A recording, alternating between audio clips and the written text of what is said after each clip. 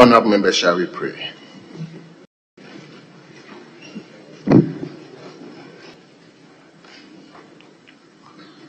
Almighty God, we humbly beseech thee to look with favor upon this Parliament of the Republic of Ghana. Grant that it may perform its high duty as in thy sight.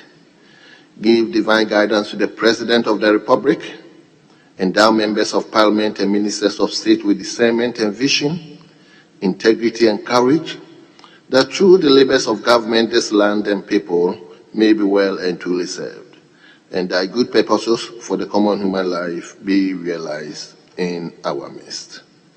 O God, grant us a vision of our country, fair as it might be, a country of righteousness, where none shall wrong his neighbor, a country of plenty, where evil and poverty shall be done away with, a country of brotherhood, where all success shall be founded on service and honor shall be given to the deserving, a country of peace, where government shall rest on the will of the people and the love for the common good. Bless the efforts of those who struggle to make this vision a living reality. Inspire and strengthen our people that they may give time, thought, and sacrifice to speed the day of the coming beauty of Ghana and Africa. Amen.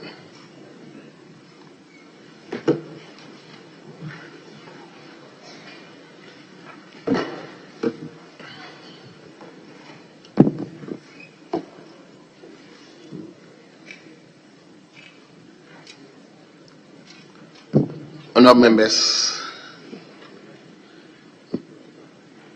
I will skip item 2.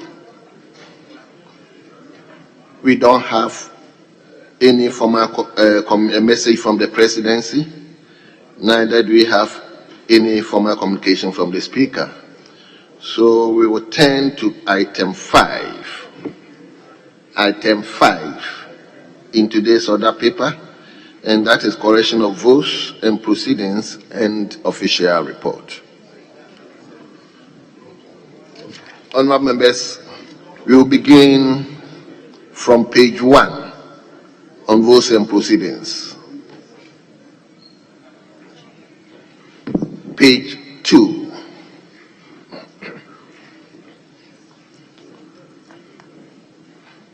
Page 3.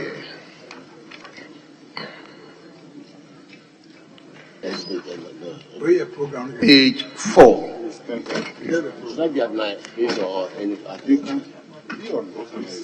Page 5.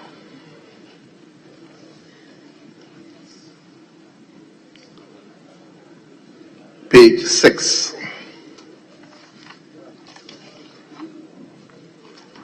Page 7.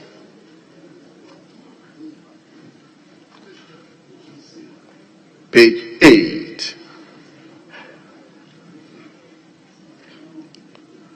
Page 9.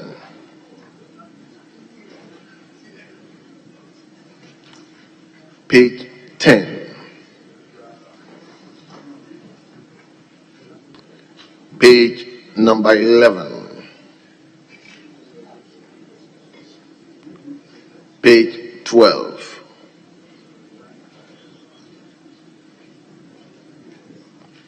Page 13.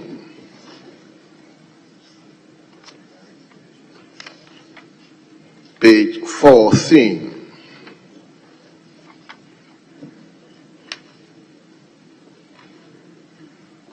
And finally, page 15. Honourable members, in the absence of any corrections, the votes and proceedings of Monday, the 4th of March 2024 is hereby adopted as a true record of proceedings.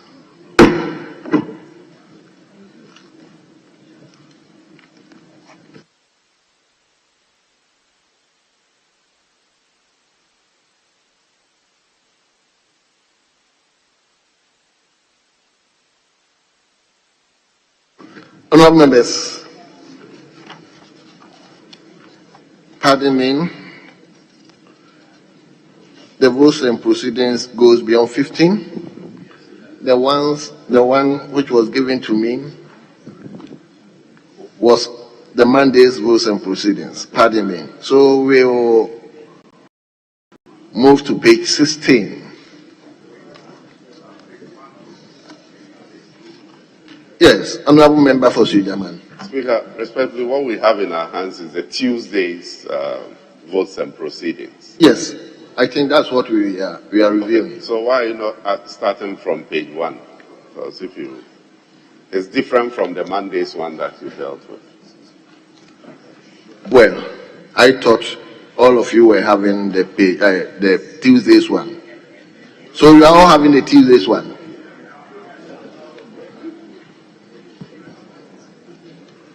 Yes, leader. Honourable Speaker, I want the table office to correct me.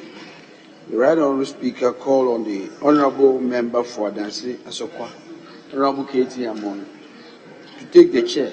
Debate continued until almost 4:30 or so. It says here that when he took over, debate was deferred, and at 3:25 p.m. I think that record is not correct.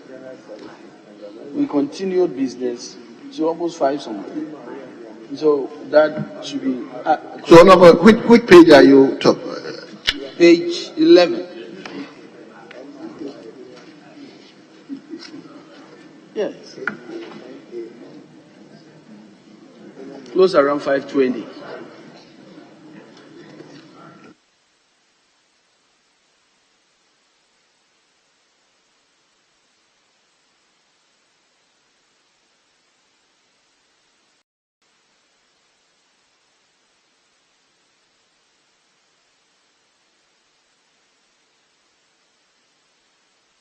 Well, Honorable Deputy Minority Leader, I think when Honorable Katie Amon took the chair, debate continued. Yes, and afterwards, debate was deferred to today. But when the Speaker asked him to take the chair, he continued with the debate. So I think what has been put there is right. So, honorable members, we will continue from page 16.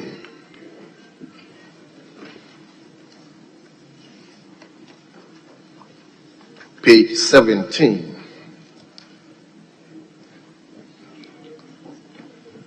Page 18.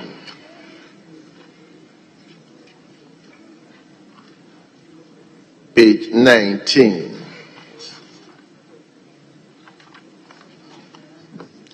Page 20. Page number 21. Yes, Honorable Member for Tamale South.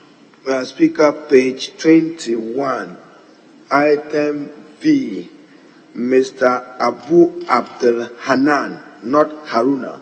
I know the gentleman personally. Deputy Executive Officer, General Services. It should read Mr. Abu Abdul Hanan. Hanan, Hanan, not Haruna. Thank you, Mr. Speaker. Thank you very much, former leader. Table, kindly take note. So let's turn to page 22.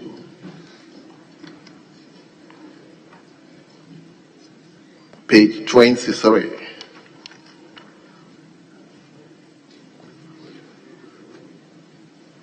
Page 24. Page 25. Page 26. Page 27. Page 28. Yes, Honorable Member for Adentan. Well, thank you, Mr. Speaker. Mr. Speaker, just out of curiosity, item numbered XV, Mrs. May you speak up a bit for us? I'm saying out of curiosity, item numbered XV, Page 28, XV. Mrs. Matilda Ayine Boma Ayamga. Matilda, I know, is spelled as Matil. This one is Math. I don't know whether. Well. Thank you. Thank you, Honorable Member. Table, kindly take note of the corrections. So let's move to page 29. And finally, page 30.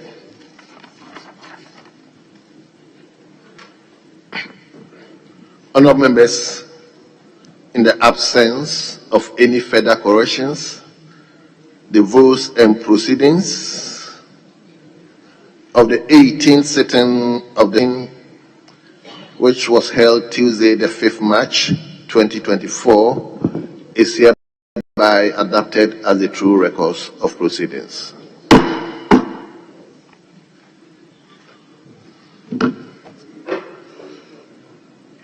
Honorable members, I have in my hands the official report of Monday, the 11th December 2023. Official report of Monday, the 11th December 2023.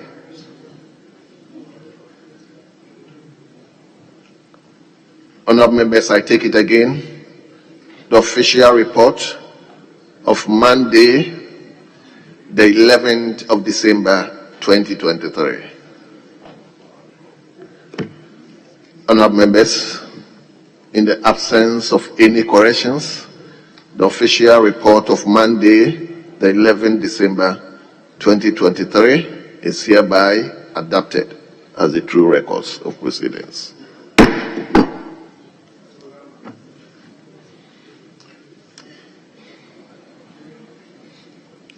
Yes, honorable members, we follow the order paper, so we turn to item 6.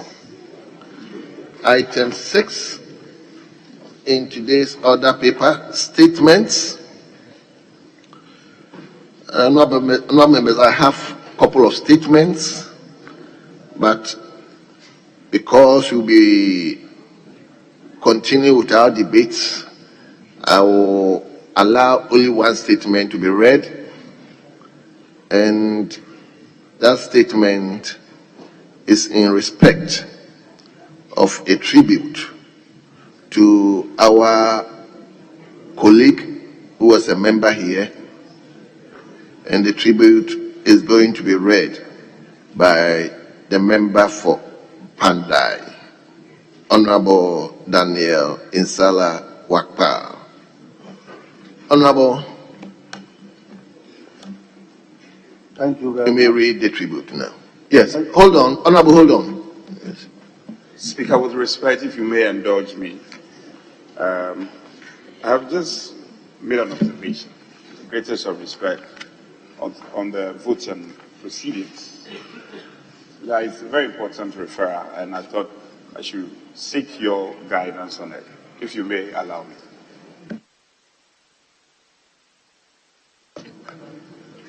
We are going back to the votes and proceedings.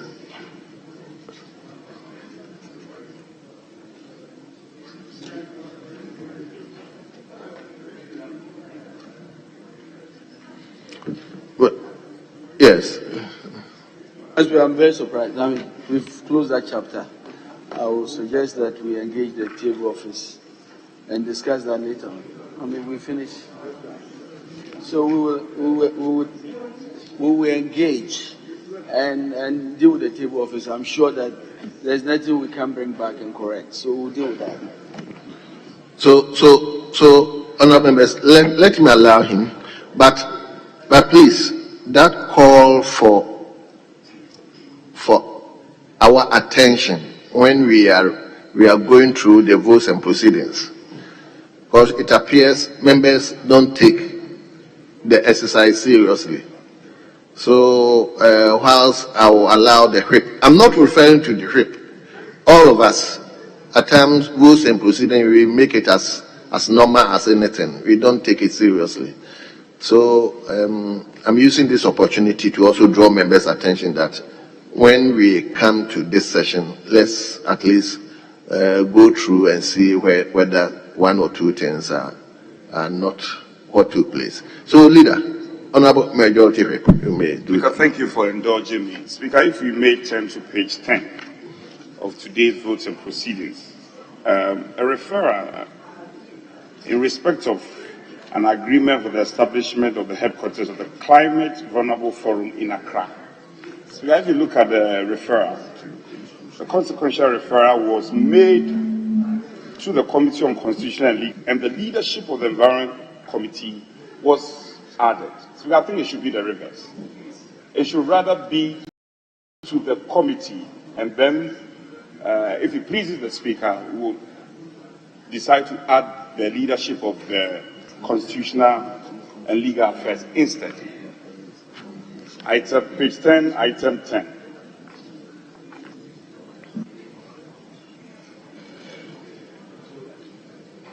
Your submission that the rendition here was not captured correctly.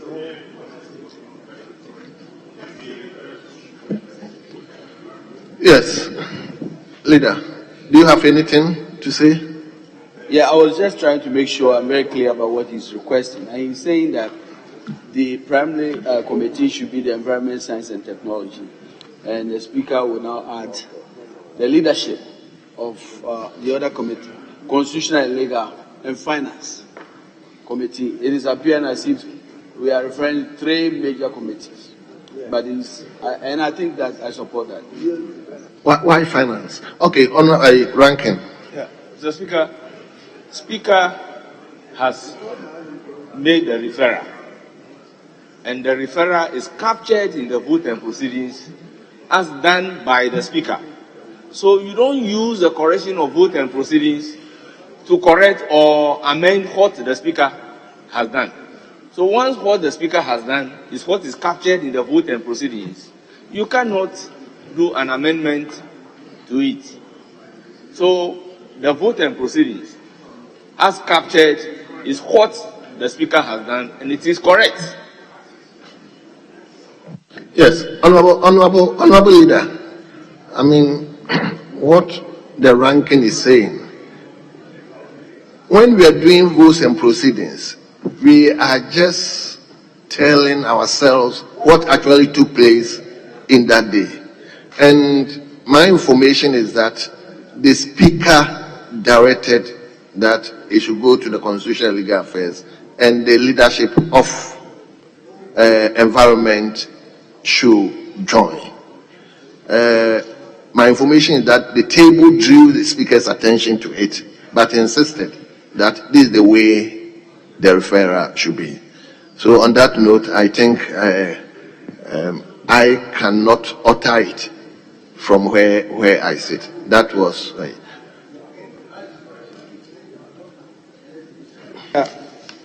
the request that the Majority Chief has made is in the right direction. So we need your guidance, because as has been captured, we are basically saying that this referral is going to three major committees.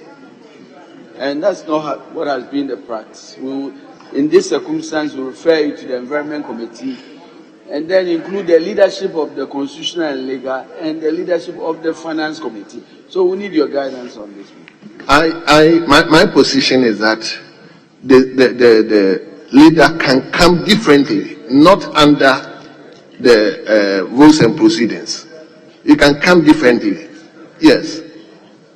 Mr. Speaker, I was persuading the whip of the majority to let business flow. And Mr. Speaker, to take a cue from you that you are guiding him rightly. What he is raising is about the propriety of the referral. But this is what the Speaker did. For us, voice and Hansard is to capture succinctly what transpired in this chamber, nothing more. You can have a disagreement with what the Speaker did, but that will not require us to change what he did, if that is what he did. So let sleeping dogs lie. At the appropriate time, you can draw Mr. Speaker's attention that this is what you think should be the nature of the referral. but we cannot change what he did. So, Mr. Speaker, I think that aspiring deputy leader, where you are aspiring deputy, that will. Thank you.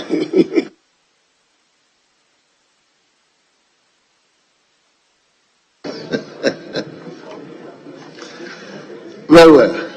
So let me invite Honorable Daniel Insala Wakpa, a member for Pandai, to read the tribute of our late member. Honorable Member, you have the floor now. Thank you very much, Right Honorable Speaker, for the opportunity to make this statement. I rise today to present an extensive account of the distinguished career and the contribution of an esteemed former Member of Parliament for Pandai, Honorable Lukamo Kojetewia. Honorable Lukamo Kojetewia. The individual in question, Honorable Lukamo Kojetewia, exemplified remarkable commitment to the public service. Honorable Lukamo Kojetewia was born Honorable Kojetewia was born on 9 September 1960 in Nanjuro, Pandai, in the northern region of Ghana, to Mrs. Nako Yakpa Lekwamo and Mr. Sawon Lekwamo, who was born noble farmers. Mr. Speaker, the former Member of Parliament has demonstrated a long life commitment to education, acquiring qualifications that underscore his dedication to intellectual growth. His academic journey began at Nanjuro Primary School from 1967 to 1973, laying the foundation for subsequent educational pursuits. Following the successful completion of primary school, the former Member of Parliament earned the middle school leaving certificate from the Community Middle School between 1973 and 1976, marking the initial step in his academic excellence. Building upon this foundation, the individual went on to achieve a GCE O-level certificate at Salaga Secondary School from 1976 to 1981, showcasing early academic achievements. Mr. Speaker, his commitment to education continued as former MP pursued a certificate A at Baga Baga Training College from 1981 to 1984, focusing on foundational teaching training. This served as a stepping stone for further academic endeavors, leading to the diploma in English language through advanced teacher training at Winneba from 1988 to 1991. Elevating his educational qualification, the esteemed individual obtained a Bachelor of Education with focus on English education from the University of Education, Winneba, between 2000 and 2002. This marked a significant milestone in his academic journey, reflecting a dedication to specialized knowledge in the field of education. Building on this academic foundation, the former Member of Parliament pursued an executive master's in governance and leadership at JIMPA in 2007, enhancing his skills and knowledge in governance and leadership. Mr. Speaker, before becoming a Member of Parliament, he worked with Ghana Education Service as a tutor at T.I. Ahmadiyya Secondary School in Salaga, and later became the Principal Superintendent of Ghana Education Service. Mr. Speaker, Lekwamo Kojetewia was a Ghanaian politician and a member of the first, second, third, fourth, and fifth Parliament of the Fourth Republic of Ghana, representing the Panda constituency in the northern region of Ghana. He served from 1993 to 2013.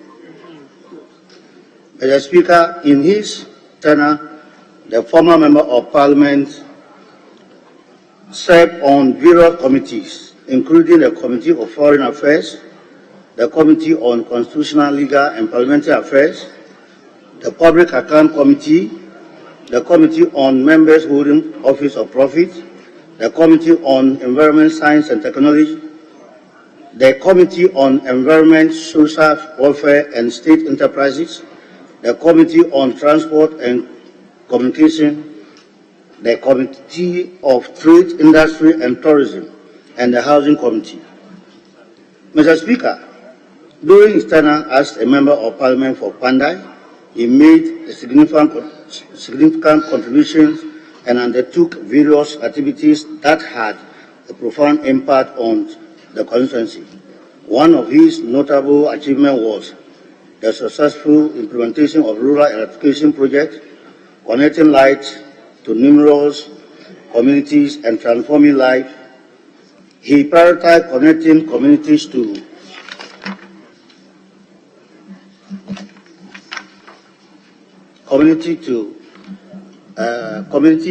transforming their life. He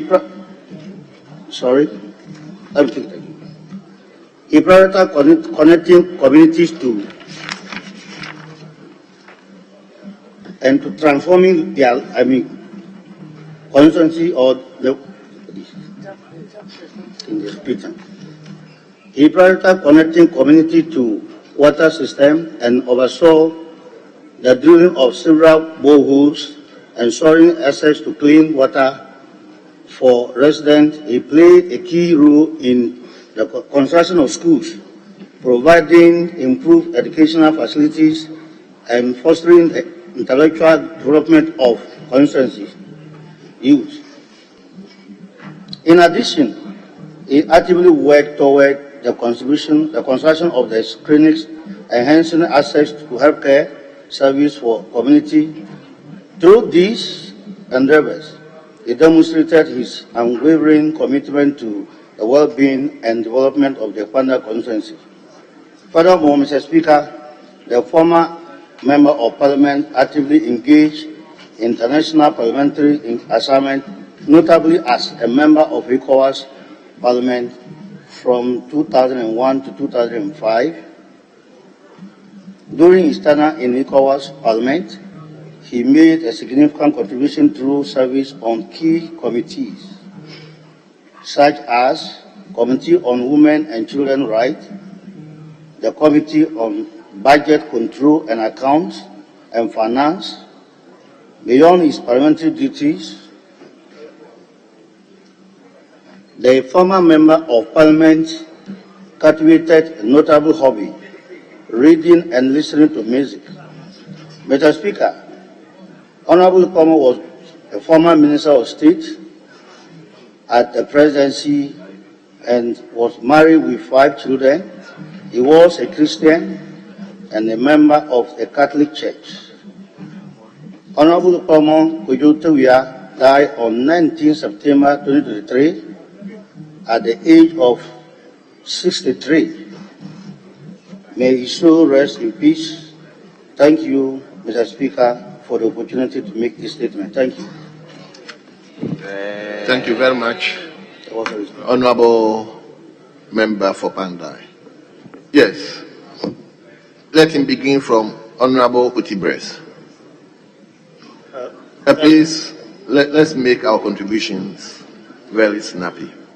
Thank you, Mr. Speaker, for giving me the opportunity to contribute to this statement ably made by the Honorable colleague from Pandai constituency on the demise of our former colleague, Honorable Lekwamo Kojetowia.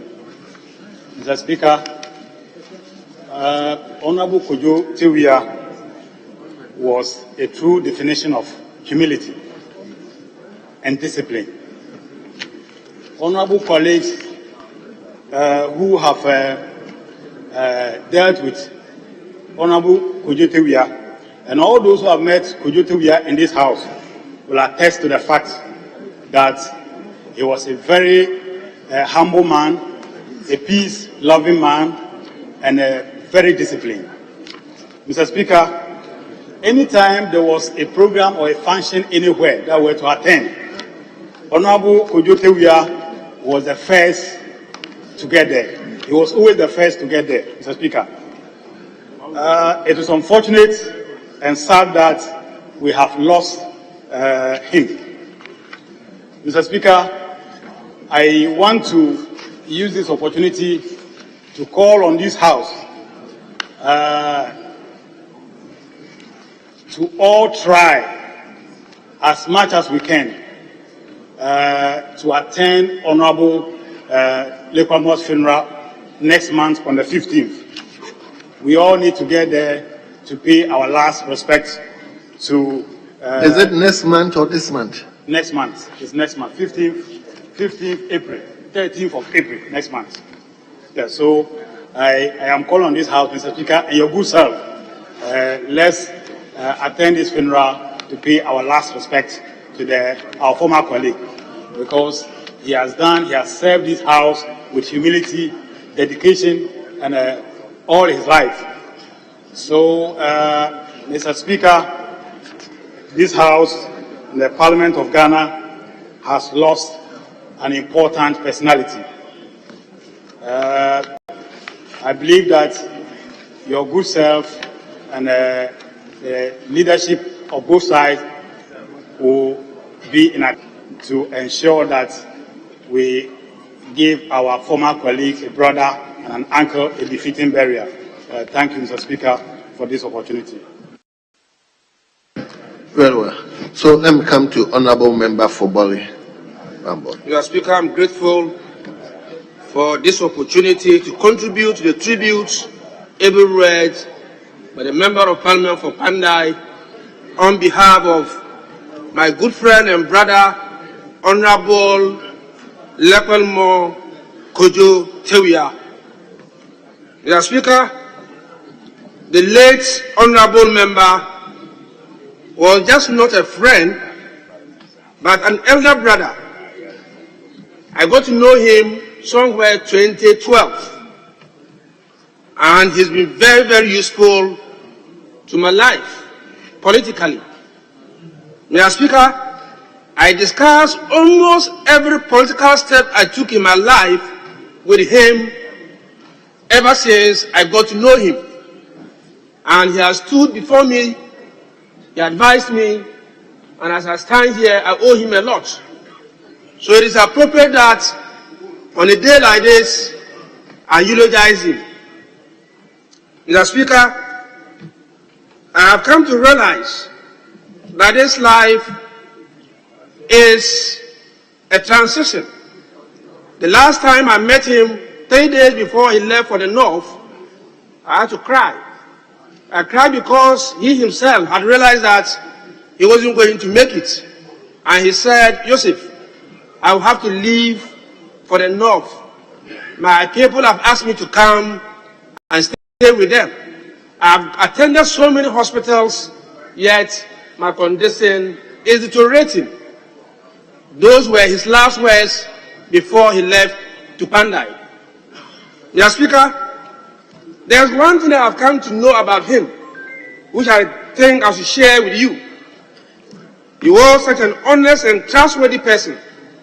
Anytime Honorable Tewia tells you that this is what I want to do, trust me, he will fulfill it.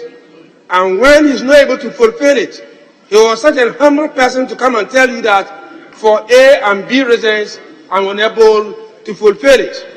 He traveled with me to Bole several times, and I also traveled to Pandai with him several times. And what I learned from his people was that this man is not a politician. He's too honest. When you approach him and ask for something and he cannot do it, he says, this thing, I cannot do it. They think that at least he should give them some assurances. And even later on, if he's not able to do it, then they know that he has tried. But this is a man who will tell you, this thing, I cannot do it, so that you don't keep your hopes on me, only to be disappointed.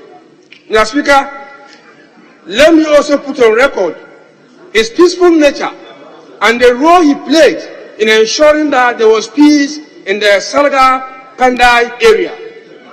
In 1992-91, there was a war between the Gonjas and Nauris and Konkombas around that area. At that time, he was the MP for the area. This was a war that really divided these ethnic groups, people who had lived together for a very long time. So sad. But Honorable Tewia stood tall in terms of his ability to bring together the people and to resolve the conflict. He was accused by the Nauris and Konkombas on one hand, and also accused by the Gonjas on the other hand, because of his desire to bring peace. Honorable Tewia would disguise himself in the night and drive to Salaga to meet with chiefs and to plead with them to smoke a peace pipe with the other side. The same thing, he was with his people and pleading with them. At a point, I'm told that the community even threatened him because he has said that anybody who would take arms against any other person, he was going to expose the person.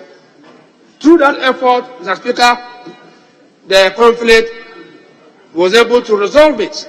And I think that it is important for us to put it on record that this is a role he played.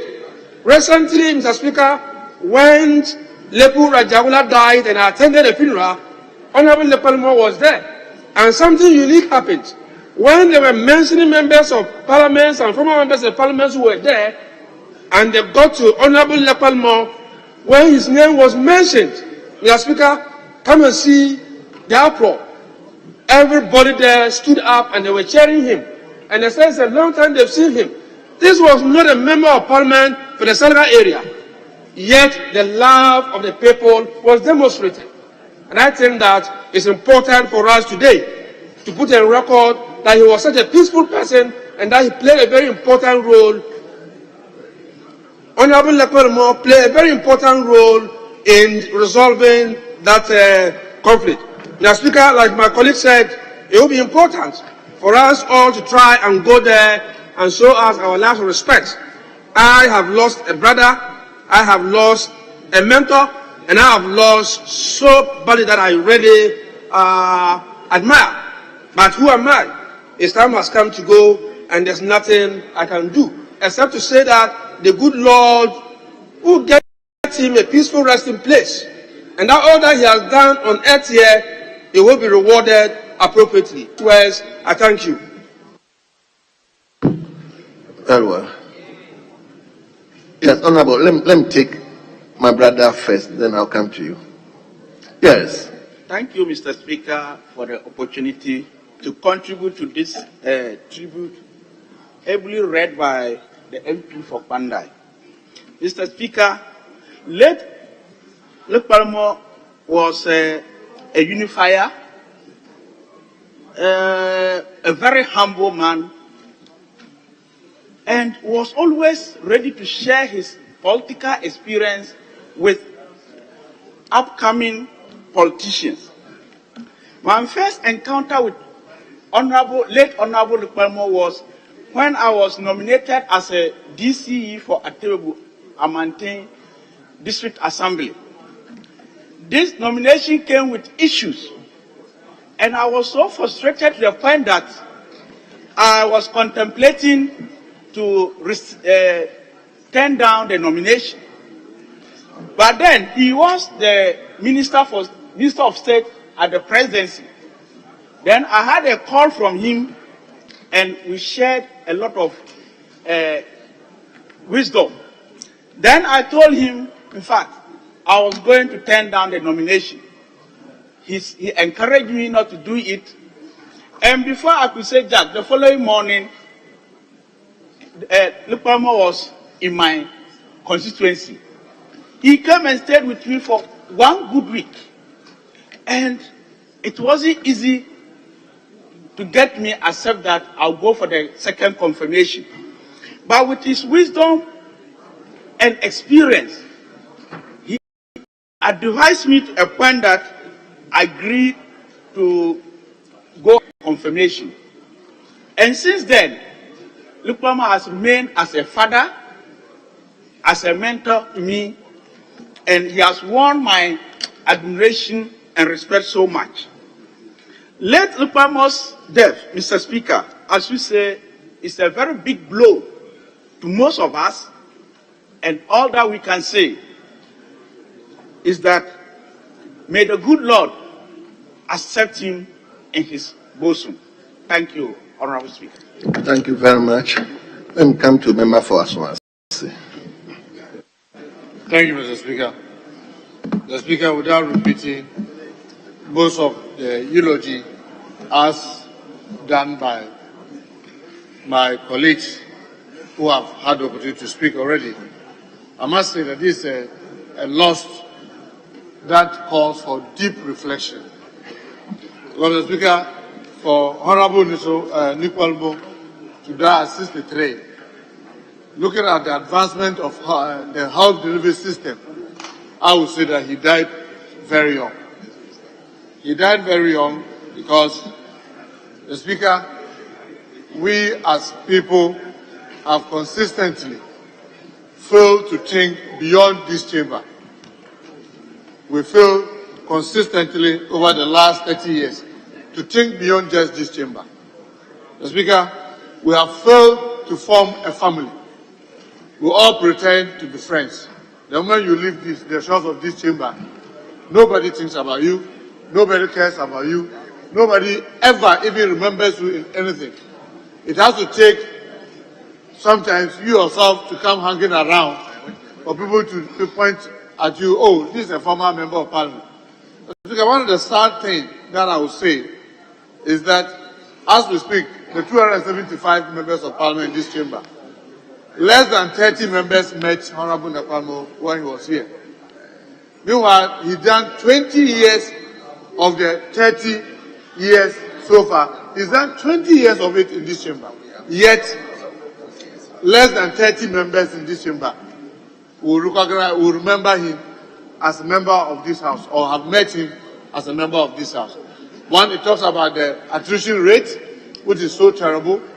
And Mr. Speaker, it also tells us that our democracy, unfortunately, especially the parliamentary, is not growing. Our parliament continues to be young and young every day.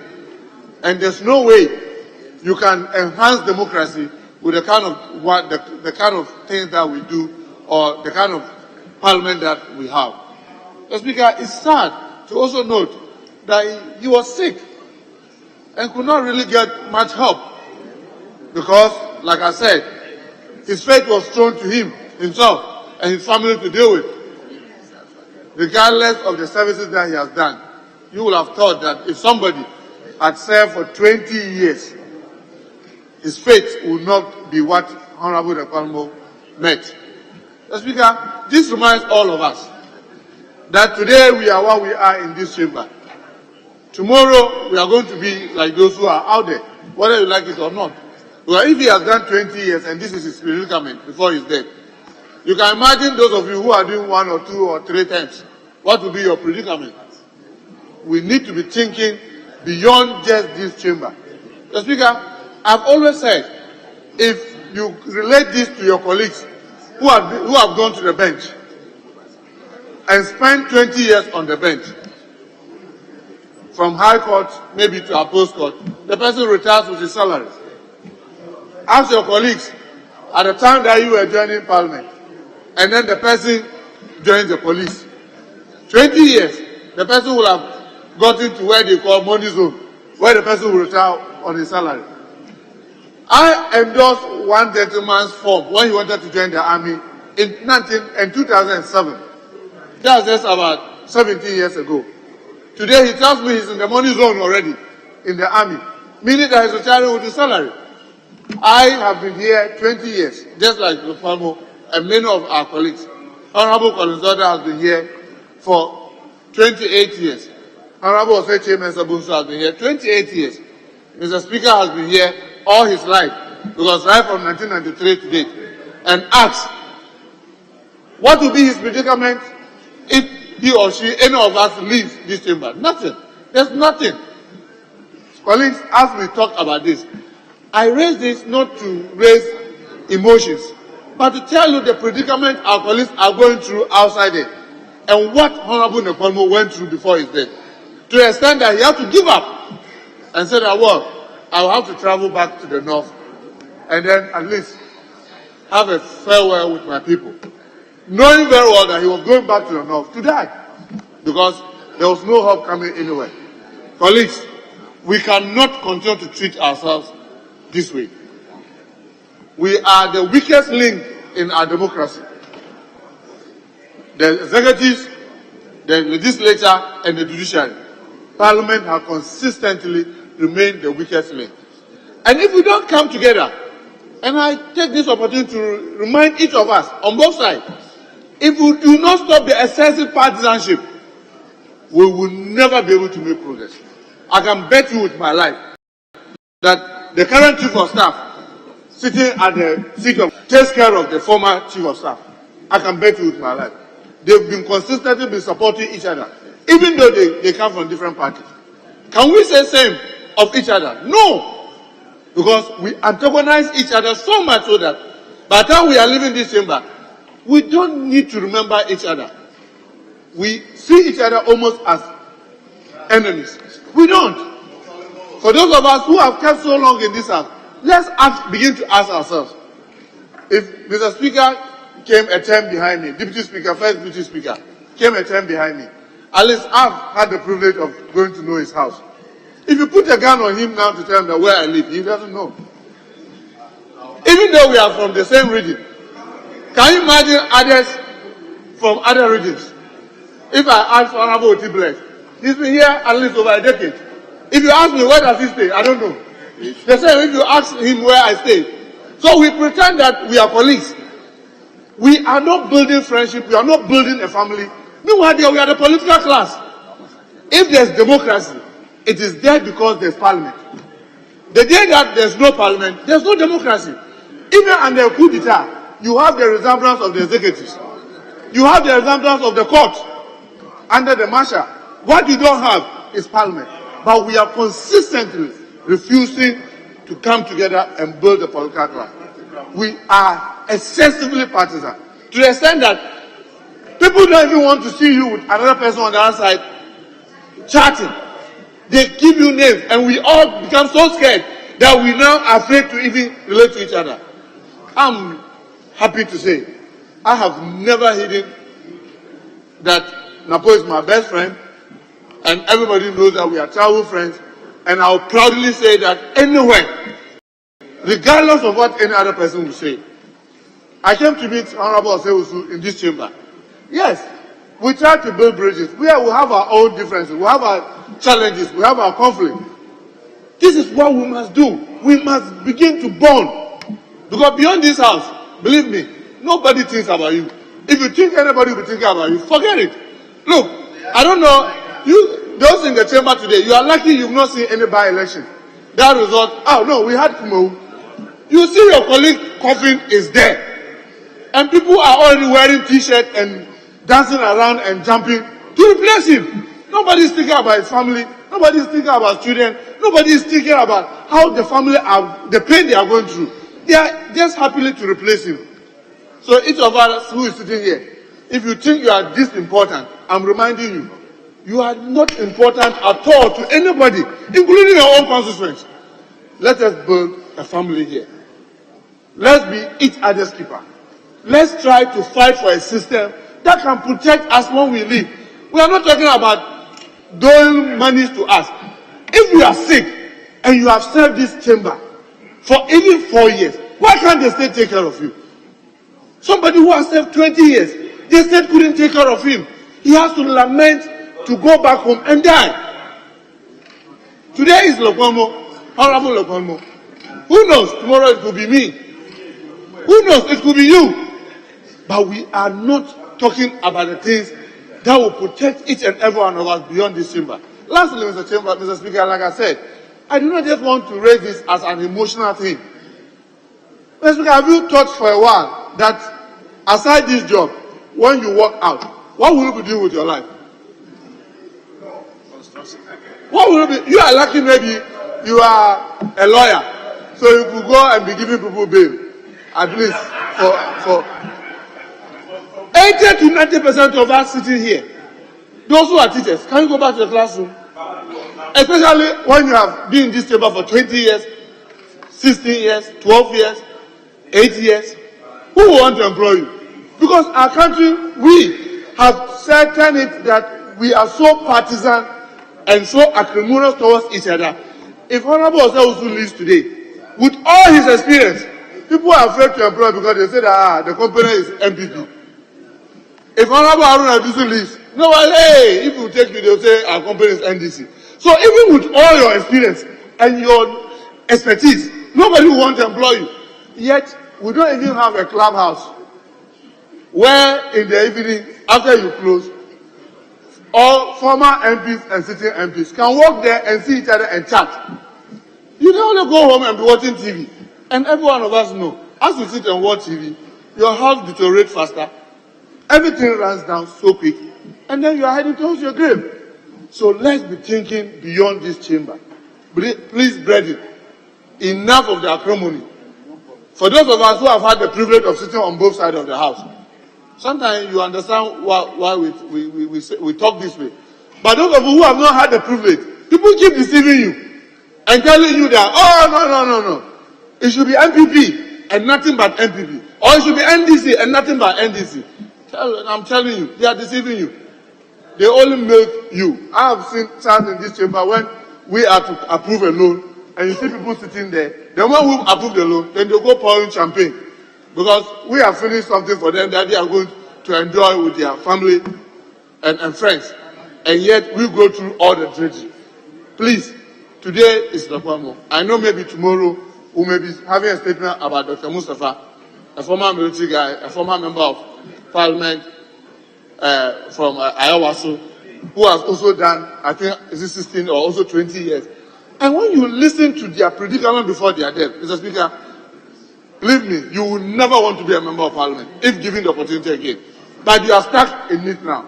So, Mr. Speaker, without taking so much of the time, I meant to thank you and wish the family, I pray that the family gets stronger and that this son of circumstances, Honorable Nkomo, always we see him well dressed, very active, very jovial. No matter what the situation is, he will find a way of making it lively by cracking a joke or giving some proverbs that will make you laugh. If today he is dead, we can't but to remember him. He has paid his dues. He has run his race. 20 years in this chamber. For those of you who have just started, you see the stress every morning. People have in your home, the calls. He's gone through this stress for 20 years. But today, this is his predicament. What is mine? What will be yours? Only Allah knows. I pray that we find wisdom to unite ourselves, even under the differences of political differences, to protect each other beyond this chamber. I thank you, Mr. Speaker, for the opportunity. Thank you very much. Let me give the opportunity to, I'm giving the last opportunity to Honorable Haruna. We have another tribute so that others can also take that one. So, Honorable Haruna. Speaker, let me commend the Honorable Nsala Wapo for eulogizing the Honorable Lepalmo Tawia. Speaker, he was my cabinet colleague under President J.A. Mills, and I worked very closely with him. And Mr. Speaker, may I also express my profound sympathies and condolences to his family and pray that bless his soul. Mr. Speaker, as we pay tribute to him, I have two important observations. One, I hope that Nsala will forgive me because I want to use him as an example. The Honorable Nsala reflects how forgiving the Honorable Lepalmo was. When he wanted to run against Lepalmo as MP, as independent, he came to my house in Bubuashi, and I told him, Nsala, don't. Leave the seat for Lepalmo. For some reason, he was very determined. That's why I say I had to call him that if I have to speak, I have to share this. I said, leave the Honorable Lepalmo. He is doing well. Someday he will leave the seat for you. He's here. So I said, don't go independent. He went independent. He did not succeed. He subsequently ran 2 times against him, I should believe, from 2004, subsequently. And Mr. Speaker, in one of the elections, he came very close. Very, very close. I won't go further to what the closeness meant. So, Mr. Speaker, the Honorable Tawia Lepalmo, in the last elections, I had to go to President John Dramani Mahama, Excellency, and said, Mr. President, you have to persuade Honorable Lepalmo. And I give him some assurance of his future under your government, so that we could get this young man to work to replace him in Panda. In fact, I did this with Asid Nkatia, now chairman of the party. That is how he emerged. So for the young ones, bid your time. There is an opportunity. I mean, I've always used myself as an example. When I wanted to run for Gutogu Sabonjira, I was persuaded. I let go. Today, Mr. Speaker, I'm in firm and absolute control of Tamale South, having exercised that restraint and patience. So the Honorable Tawia Lepalmo was a very magnanimous person. When we had to persuade him and say that no, watching the numbers, Mr. Speaker, in the constituency, the NDC performance was in decline. And therefore, for some reason, we are advised that no, give way. And he didn't hesitate in respecting former President Mahama and assuring him that he will give him his fullest support. Mr. Speaker, the second thing I want to eulogize him for is not known to many, and probably today I will share it. And I hope that the PURC is listening to this debate. President J.E.A. Mills had appointed Honorable Tawia Lepalmo to chair a cabinet subcommittee, and this is what I want to leave to his memory. To chair a cabinet subcommittee to look at the future of the Public Utilities Regulatory Commission, now referred to as PURC. And our mandate was to disavenge PURC. How do you grant financial autonomy and financial independence to the Public Utilities Regulatory Commission? Mr. Speaker, thanks to the leadership and judgment of Tawia Lepalmo, is how today the PURC is an independent energy entity, financed on its own. It was part of the recommendations of our subcommittee of cabinet, which reflected in Act 800 of 2010, the second schedule of it, when we said that dedicate 0.08% per kilowatt hour of electricity and earmark it for PURC. And Mr. Speaker, at the time, Speaker Bagbin was also at the Ministry of Water Resources, Works and Housing. I recall, I had to place a call to him and say that we would dedicate 0.04% per kilowatt hour of electricity to support rural water. So whoever is Minister for Water Resources, go. There is some money somewhere which is dedicated to support pro-poor rural water. This was the work of the Honorable Tawia Lepalmo as chairman of a cabinet subcommittee that gave birth to a financially independent Public Utilities Regulatory Commission. I want to eulogize him for that. And then he was concerned about the development of that part of our country, northern Ghana. Mr. Speaker, in between that period, there was a major by-election in Wulesi, and he was our key person. And Mr. Speaker, the road, whether from Tamale to Yendi through Bimbila through Wulesi, turning on to Konda, was in such a deplorable state. Mr. Speaker, today, the road infrastructure, even though not the best, have seen some improvement. At least when you are traveling from Yendi towards Pandai, is now some road that you'll be happy about. So, Mr. Speaker, to his memory, he was a dedicated, quiet public servant.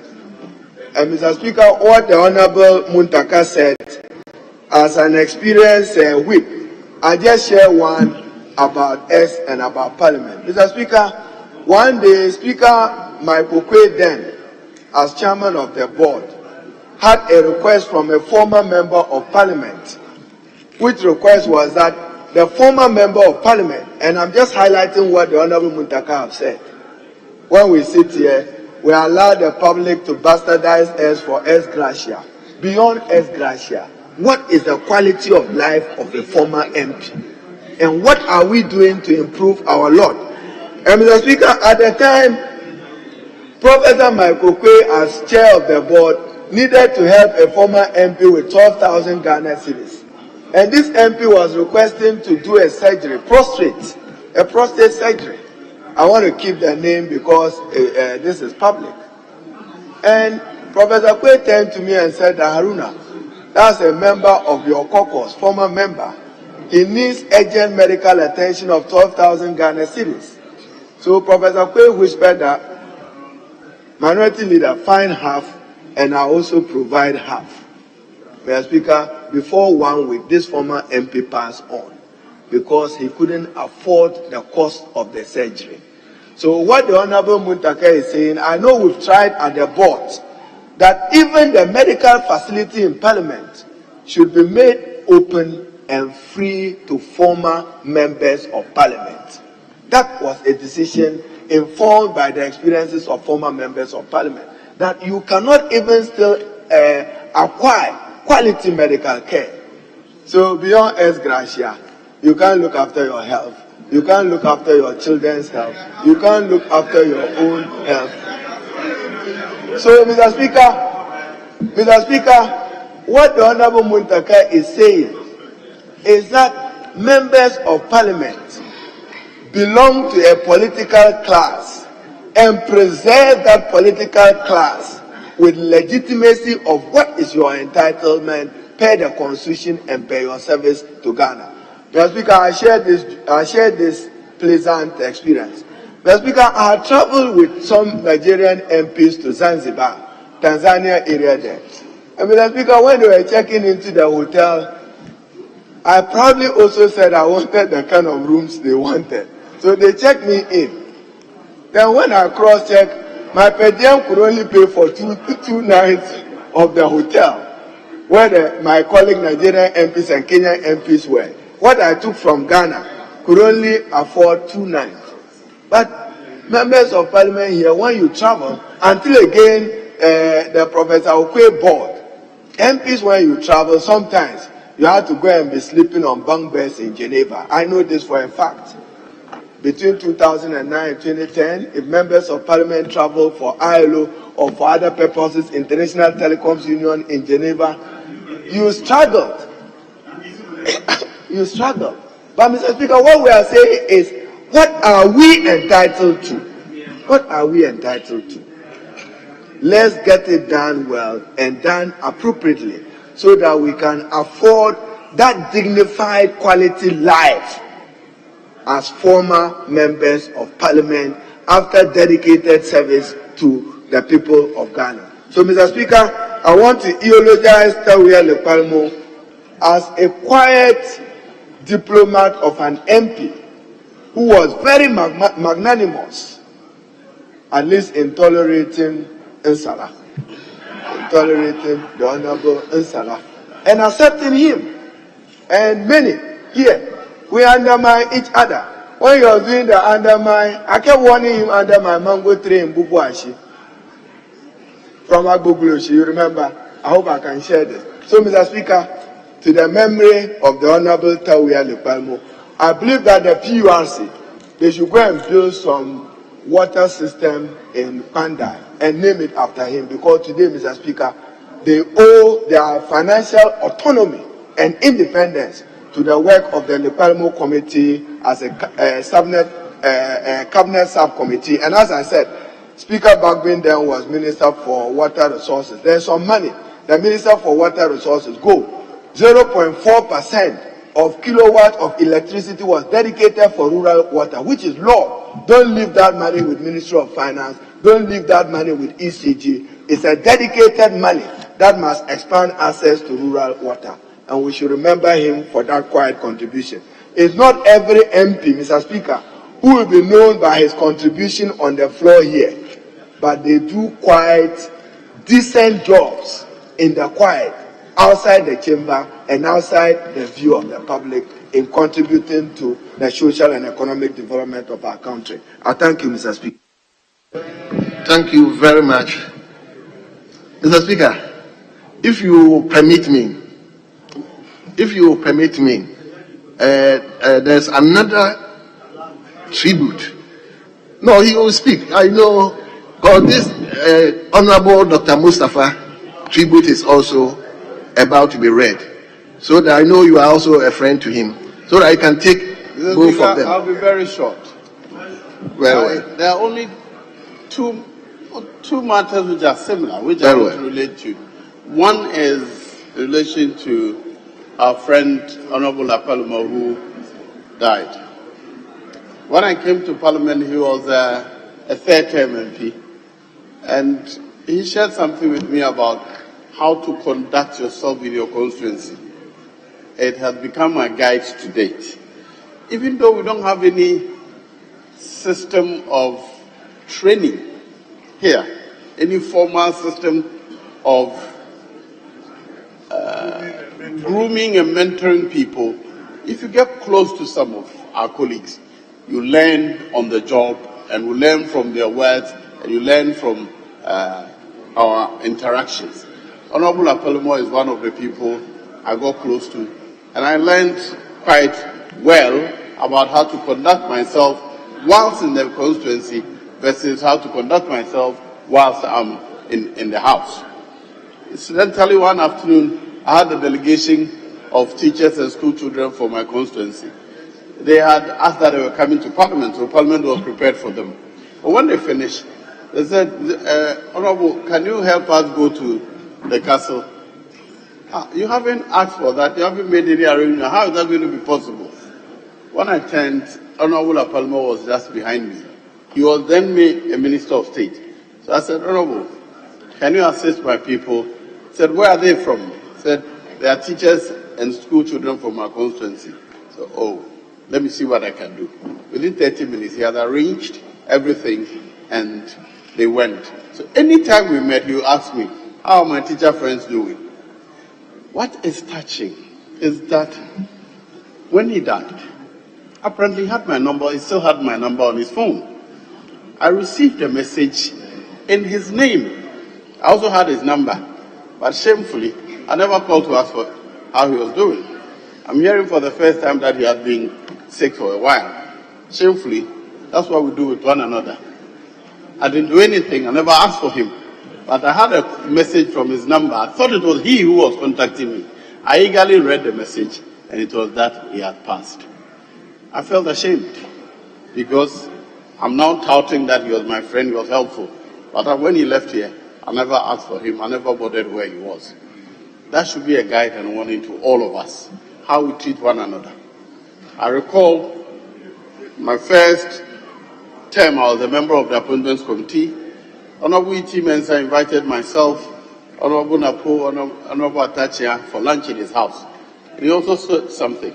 He says, here at the airport I live, I know the owners of all the houses around here.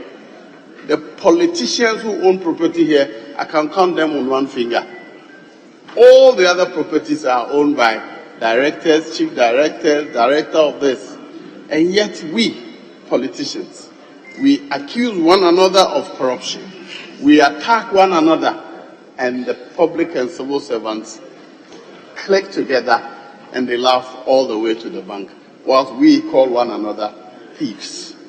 He said, remember, in this political situation, today you are in power, tomorrow you are out of power. Let's support one another in time of need. We have failed our brother.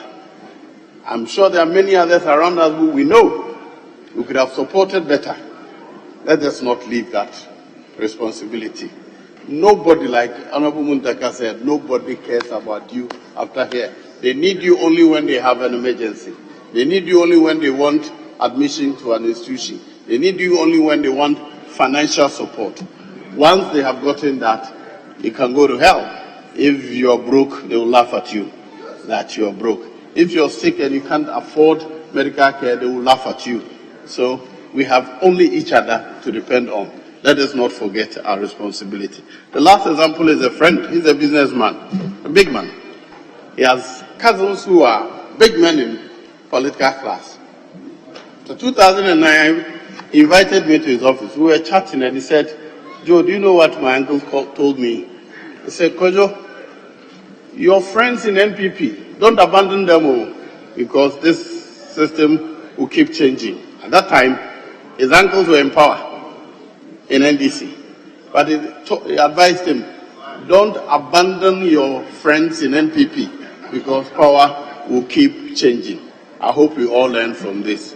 On this note, I wish that our brother, Palomor, may his soul rest in peace. Thank you, Honorable Mr. Speaker. Very well. Honorable members, all those who would like to contribute, hold on. Let's take another tribute of our former colleague so that we can do the contributions together. So I will invite the member for Ayawaso North constituency, Honorable Yusuf Jaja, to also read a tribute of our former colleague and former Minister of State, Honorable Dr. Mustafa Ahmed. Honorable Jaja, you have the floor. Thank you very much, Mr. Speaker, for the opportunity. This is a tribute to Major Retired Honorable Dr. Alhaji Mustafa Ahmed, former Minister of Youth and Sports and MP for Ayawaso East and North constituency. Right Honorable Speaker, distinguished colleagues, today we gather in this August chamber to pay homage to a distinguished son of Ghana, a consummate professional, a dedicated public servant, and a revered leader, Major Retired Honorable Dr. Alhaji Mustafa Ahmed, who was called to eternity on the 7th of February 2024 in India, where he had gone for medical treatment. Born on the 8th of June 1960 in Boko, a vibrant town in Upper East region, Dr. Mustafa Ahmed was a beacon of hope and a symbol of resilience for many. His early life in Boko, steeped in the rich cultural heritage of his community, laid the foundation for his remarkable journey. His academic prowess led him to the prestigious University of Ghana Medical School and Dentistry, where he graduated with a bachelor's degree in dental surgery in 1983. Beyond his professional achievements as dental surgeon and a businessman, Dr. Ahmed was a man deeply committed to the welfare of his nation. Mr. Speaker, Dr. Mustafa Ahmed's journey was marked by an unwavering commitment to excellence, beginning with his academic pursuit at the University of Ghana Medical School and Dentistry, where he earned a bachelor's degree in dental surgery in 1983. His professional career was characterized by a rare blend of medical expertise and military discipline. Having served as a military dentist with unparalleled dedication at the Tamale Teaching Hospital and the 37 Military Hospital in Accra, his decision to voluntarily retire from the Ghana Armed Forces as a major was a testament to his commitment to public service. Transitioning from serving the nation in uniform to serving the nation in political arena. Mr. Speaker, as a member of the National Democratic Congress, Dr. Ahmed represented the then Ayawaso East constituency and later Ayawaso North constituency in the 3rd, 4th, 5th, and 6th Parliament of the 4th Republic of Ghana. His tenure in Parliament and his service as Deputy Minister for Environment, Science and Technology Later, Works and Housing, where he served under the Right Honorable Speaker Alban Sumani Bagbin as his deputy, and then the Minister for Youth and Sports, were marked by his dedication to the welfare of his constituents and empowerment of the youth and development of sports in Ghana. Mr. Speaker, Dr. Ahmed's military background deeply informed his approach to leadership and service, with the discipline, integrity, and sense of duty that he carried into the political career. His contribution to healthcare, popularly in his role within the military hospital, underscored his commitment to the well-being of both the armed forces and the civilian population. Mr. Speaker, as we mourn the loss of our brother, Major Retired Dr. Alhaji Mustafa Ahmed today, we also celebrate his life, a life well lived in the service of his nation and his people. He leaves behind a legacy of integrity, compassion, and unwavering dedication to the common good. His contribution to our nation's political landscape, his advocacy for the youth and sports, and his philanthropic effort will fondly remembered and cherished. Mr. Speaker, Major Retired Dr. Mustafa Ahmed is survived by his wife and 4 children, to whom we extend our deepest sympathies. His loss is not only theirs to bear, but a loss to the nation he served so diligently. Mr. Speaker, as we pay tribute to Major Retired Dr. Mustafa Ahmed, let us remember him not only for the position he held, but for the lives he touched, the communities he uplifted, and the legacy of service he left behind. May his soul rest in eternal peace, and may his legacy inspire future generations to serve it with honor, dignity, and profound love for Ghana. To his beloved family, we stand with you in this time of grief and celebrate the life of a man who was truly a pillar of strength, wisdom, and compassion. May the Almighty Allah grant him Jannat al-Firdaus, the highest place in paradise. Mr. Speaker, let me use this opportunity to invite colleagues to the final funeral, Adua prayer of our late colleague, Dr. Mustafa, which will be held this Sunday, the 10th of March 2024, at the forecourt of the National Mosque, Kanda, Accra. Mr. Speaker, permit me to say, if we live for the Lord, and if we die for the Lord. So whether we live or we die, we belong to the Lord. Finally, and in conclusion, Mr. Speaker, Major Retired Dr. Mustafa Ahmed, your memory will forever remain a beacon of inspiration. Rest in peace, distinguished son of Ghana. Thank you. If we live. Thank you very much. Honorable members, before I'll call members to contribute to the tribute, kindly indulge me to acknowledge our children who have come all the way from various places to come and witness what goes on in this chamber.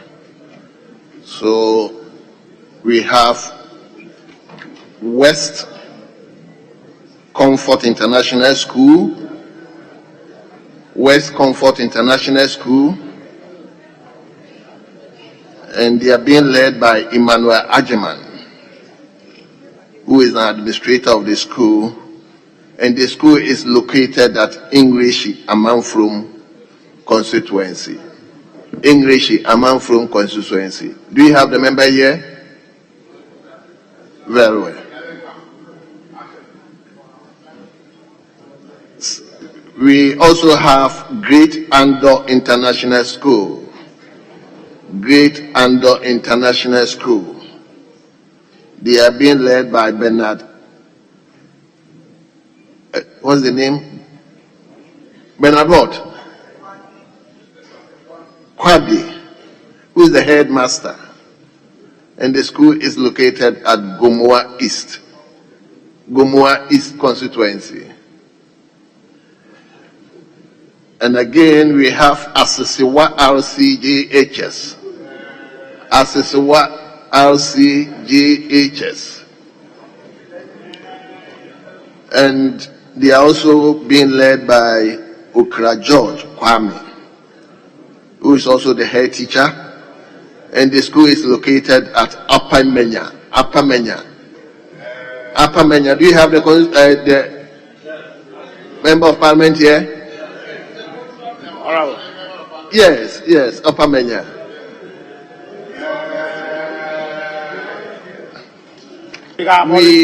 We earlier on had Apuniapuno, MAGHS, and Presby Basic School. I'm told they've just left. They were also at the public gallery, and they were led by David Adair, who is also a teacher, and the school is located at Suhum constituency. And the last one is Pohilda Holy Child International School. Pohilda Holy Child International School.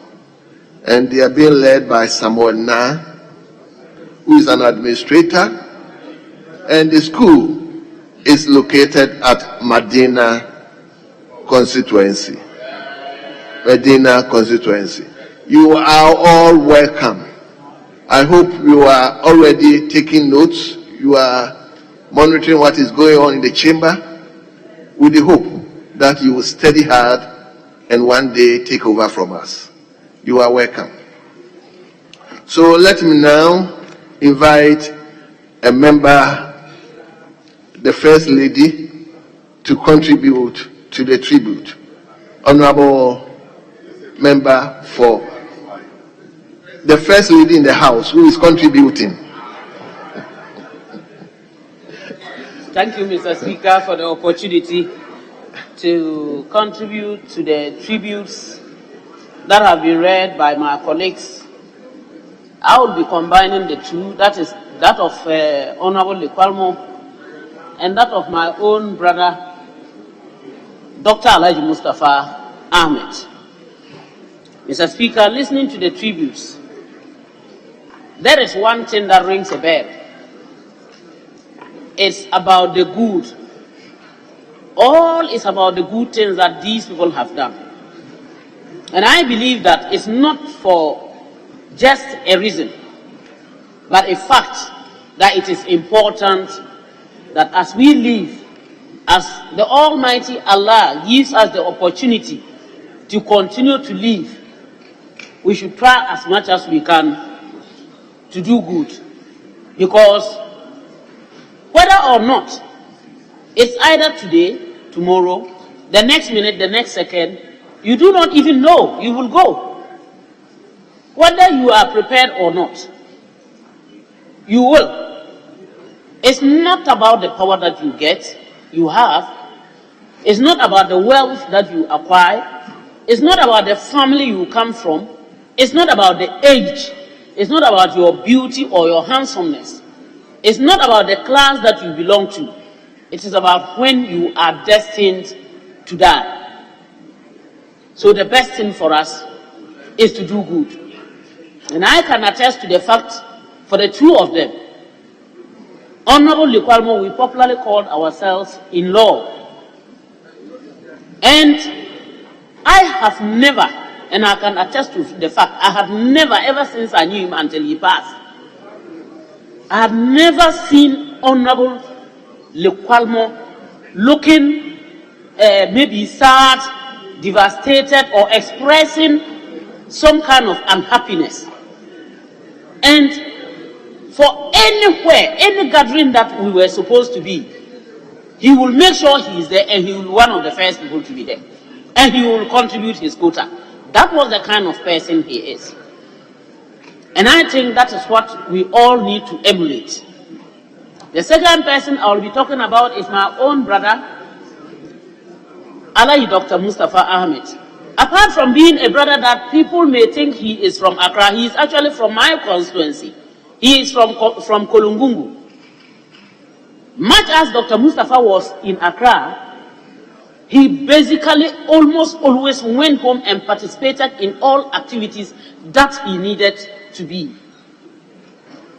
And he put in his best. He was so sociable, highly sociable.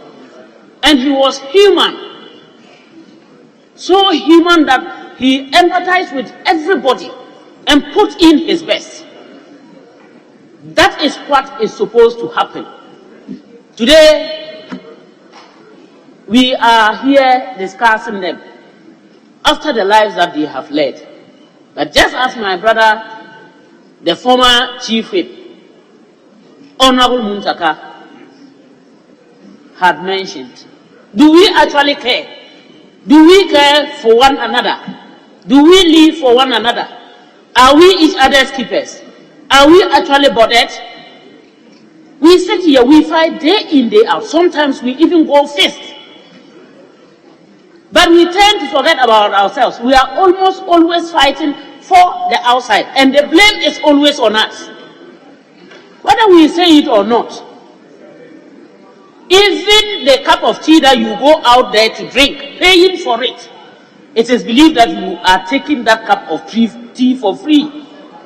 It is believed that everything that you are is for free. It is like you go out and you sweep and collect the money. There is nothing, no good comment.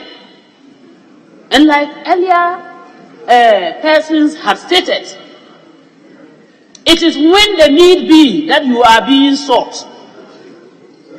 It is when someone needs any other thing, any other support, that the person looks for you. If otherwise, all the rest, nobody cares. Nobody is bothered. Mr. Speaker, if we have the opportunity today to ensure that every member of parliament that would have come here on is already gone or will be going, should be supported when they have left here, I think this is the right time for us to do it. Mr. Speaker, I have witnessed and seen some members of parliament who after they've left parliament, have gone to live in garages. No rooms to live in, no houses to live in. I have witnessed that.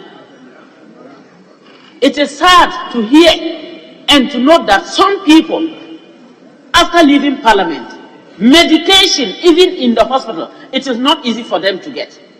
Just listen to what happened to Honorable Likwalmo, that he has to give up. You have seen the death. And it is said that, look, do this and you wouldn't die. But he is compelled to go and accept it and die peacefully because he has no way out. And yet he was here for 20 years. So we need to be very, very, very conscious of this. We need to be careful. Let us be each other's keepers. And let us, like Honorable Muntaka said, let us stop the over-politicization of issues that come, even when it is water for all of us to drink in this house. Someone simply thinks that because it is Honorable Doyo who has brought the water and Honorable Doyo is an NDC, we won't drink the water.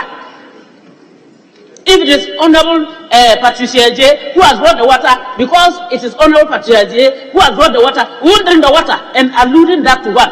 MPP, NDC, CPP, PNC, whatsoever. Why are we killing ourselves? The fact is that whether you like it or not, you will leave this house one day. Mr. Speaker, look at it today. We the women especially, the number of us who have already lost the primaries. Without being too sure of the figures, let's take it not less than 10 or 12 of us have lost. And the general elections are yet to come. We don't know what will happen, and we are women. How many of us, as has been asked earlier on, will go back and be able to find jobs? And how many of us will be strong enough to keep up? Why can't we do something? Let us make hay while the sun shines, so that we don't go suffering and struggling. Just like what happened. Mr. Speaker, there are lots of us who have died, and nobody has even taken the trouble from this, our house, from this parliament, to go to their funeral. And it's painful to note, as has been said earlier on, that your colleague dies, you just wake up in the morning, you come and then you hear, oh, this person had an accident and died. That person was killed. The next week, you see all of us parading, jumping and wearing T-shirts, and even saying all kinds of things. If we can change, it will help us a lot. And I am inviting the leadership, including the speakership, and all the powers that be, to support so that we do something for ourselves. So at least, if I die in Pusiga, I will find someone from Accra also coming that, oh, I learned that that woman, her adua is today. Well, I know I will die one day. But if we don't do that, Mr. Speaker, we will continue to suffer. And we will continue to accept death like Honorable Likwalmo did, without any support, without any care from ourselves. Mr. Speaker, in order not to continue, I would say, with my brother Alaji Ahmed Mustafa, may Allah grant him Jannah, may Allah grant Honorable Likwalmo's soul a peaceful rest. May Allah grant us all here good health, long life, prosperity, and the understanding and faith to accept. I thank you, Mr. Speaker, for the opportunity. Yes, let me go to Akimoda. Thank you very much, Mr. Speaker. Mr. Speaker, I did not come to meet Honorable Mustafa Ahmed in this house, but I knew him as a friend, as a very young person who lived in Pig Farm. He was my dentist, and I got closer to him when I had this idea of coming into Parliament. As a health entrepreneur, Dr. Mustafa was one of the people who helped me when I had the opportunity to establish a hospital. Even though he knew my political leanings, he was always ready to support me. He coached me, gave me all the directions, and I was able to establish a hospital. Mr. Speaker, I was a producer of Peace FM's Kokoko morning show. Dr. Mustafa was always ready to be invited to the show to represent NDC. And one would have thought that as somebody with the name Mustafa, it would have been difficult for him to contribute to a tree program. But his Ejuso connection would always make him a very good resource person on our show. And people always wondered where he had his tree background from. He was always ready to defend the NDC at any time that we had called him when there were issues that needed to be discussed. He got to know later of my political leanings when I wanted to become a member of Parliament. But he didn't cut tie with me. When I lived in Pig Farm, if I ever voted skirt and blouse, it was when he contested with the famous Kofi Wayu.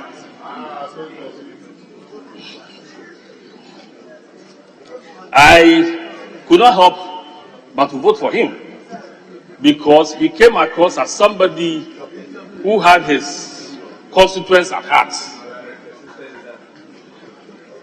For people like us who got so closer to him and can mention that he has contributed to we becoming who we are now, we'll forever miss Dr. Mustafa. And may Allah grant his soul peace. Thank you. Thank you very much. Yes, Honorable Member for Tamale Central. Thank you, Mr. Speaker. for giving me the opportunity to contribute to the statement made by my brother, Honorable Jaja, and memories of our senior brother, Honorable Dr. Mustafa Ahmed. Honorable Dr. Mustafa Ahmed was not only a politician, he was a family man and a practicing Muslim. Mr. Speaker, I knew Honorable Dr. Mustafa Ahmed before I came to Parliament in the Sif Parliament. But when I came here, he took me as his kid brother. I have profound, interesting memories with him. Every night after Parliament, myself and Dr. Mustafa used to meet at a common friend's place every single evening after Parliament. So this loss is a loss not just to the people of his constituency, not just to the people of Ghana, but I must say it's a loss to me and my family. He knew my wife and my wife knew him. When I lost my seat in the 2016 elections, he was one of the people who called me very early at dawn. And I could sense from his voice how hurt he was that I lost my elections. A week before, about 2 weeks before his unfortunate departure, I was with him. We met at that friend's house.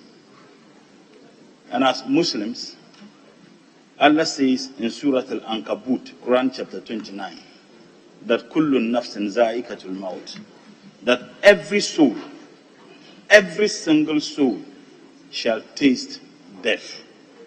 There isn't any soul that will be left without the taste of death. The question is, when will mine be gone? When will yours be gone? The only thing that is constant in life is death. Being wealthy, being poor, your circumstances can change at any time. But death, you can't change it. And as Muslims, we call the word dunya. Dunya is an Arabic word, which means something that finishes, that ends. The question I ask myself and I ask my colleagues here, do we know when ours will end? And we're also told that the creation of God continues. The very day you are given birth to, the presumption is that you are created and you are given birth to. But in the sight of Allah, creation starts the same day and ends the day you are born. Someone may be created with all the limbs and everything, but in the course of life, he may lose one arm or one leg or one eye. It's part of the creation of Allah. Someone may be born without a hand. That is how God created him. You have all hands. And maybe when you are 15, 16 years, you lose one. It is also part of the creation of God. That death alone should serve as a lesson to all of us. That nothing is permanent. How do we want to leave this world? We want to leave this world such that people would have good memories of us. And it is not for nothing that everybody is speaking well about our brother, Honorable Dr. Mustafa Ahmed, and our brother, Honorable Ikalmo. I never had the opportunity to share the same parliament with Honorable Ikalmo, but that opportunity to share the same parliament with Honorable Dr. Mustafa Ahmed. And Mr. Speaker, in 2016, I had a chat with Honorable Dr. Mustafa Ahmed at that friend's place. And I was asking him whether he could consider not contesting the elections based on some of the informations I have had from the constituency. Ideally, someone would have been angry. But I said, my brother, I've heard, I would consider it. And after he lost the elections, he told me I should have listened to you. That was the kind of a person Honorable Dr. Mustafa Ahmed is. So Honorable Dr. Mustafa Ahmed is a loss to many people. It's a loss to patients. It's a loss to honesty. It's a loss to brotherhood. And he demonstrated that affection to those he didn't even know. The only thing I have to say is that may he find favor in the merciful hands of Allah. Thank you, Mr. Speaker.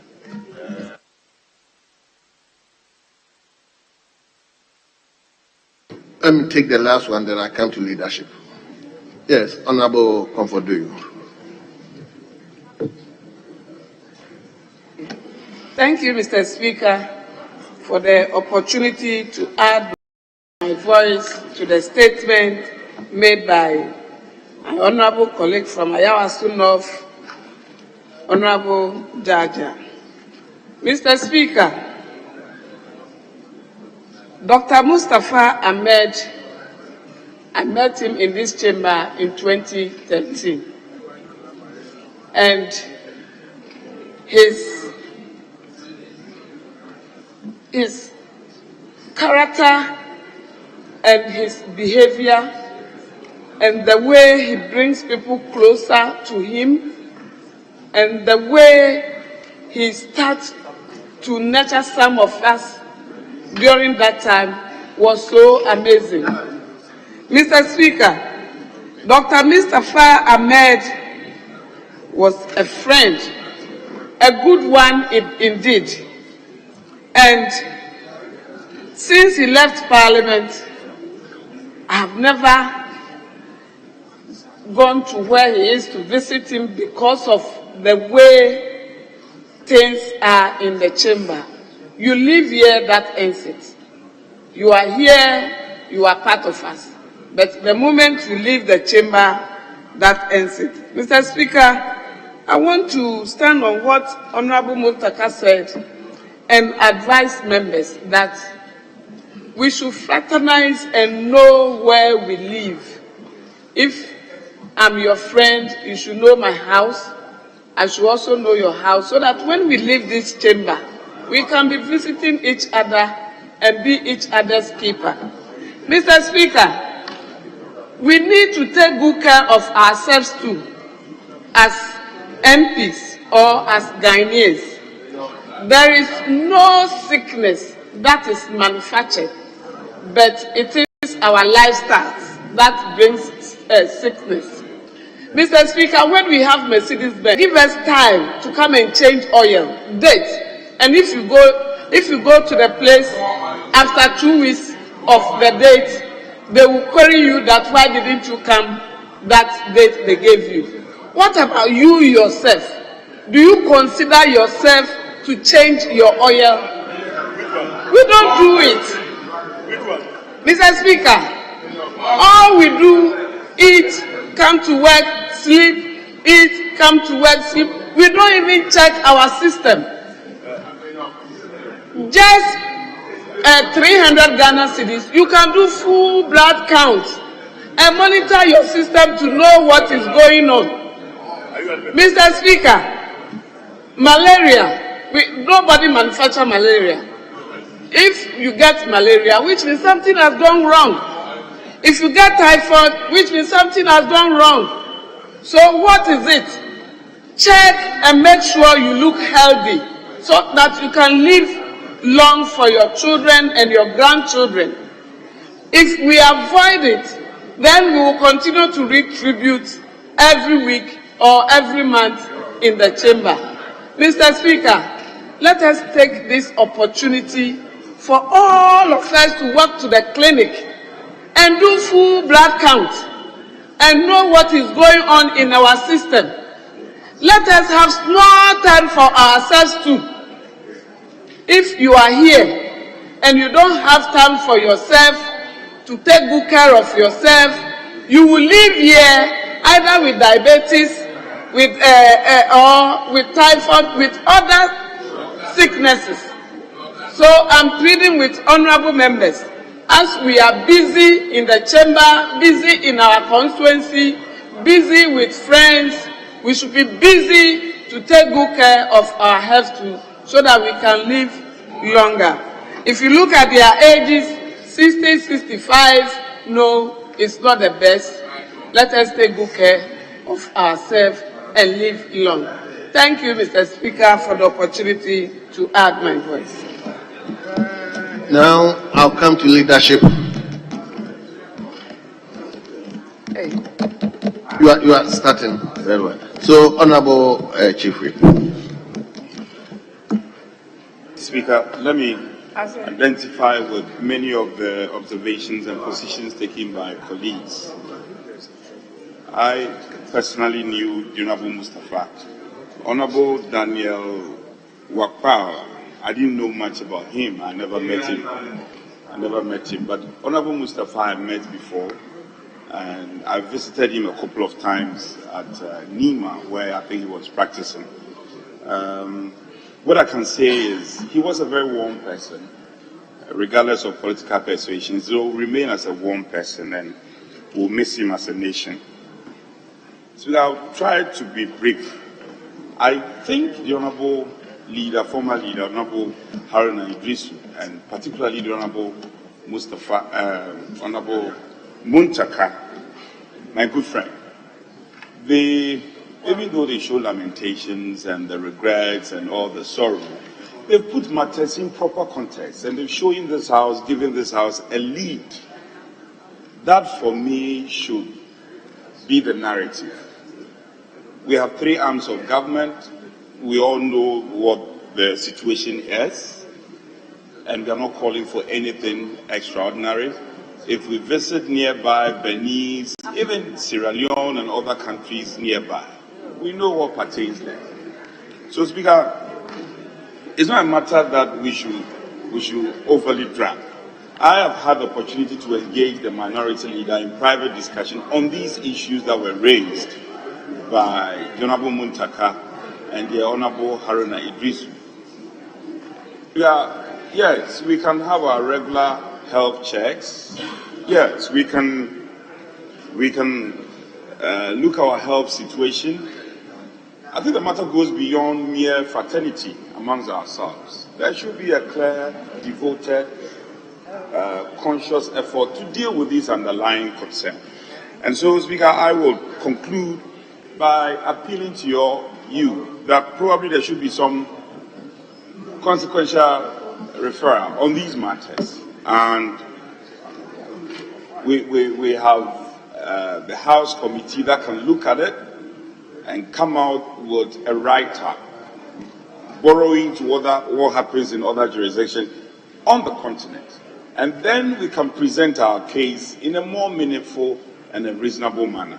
I think that this matter has come to the House floor many a time, where we show the regret, where we talk to the pointers, where we speak to things that should be done ideally, and then we go to sleep. This time, there should be some more meaningful effort to deal with that. As an arm of government, it cannot be the case that we leave these issues just to the public. We must also be seen to be making effort. And Speaker, I will appeal to you, if you could refer this to the House Committee.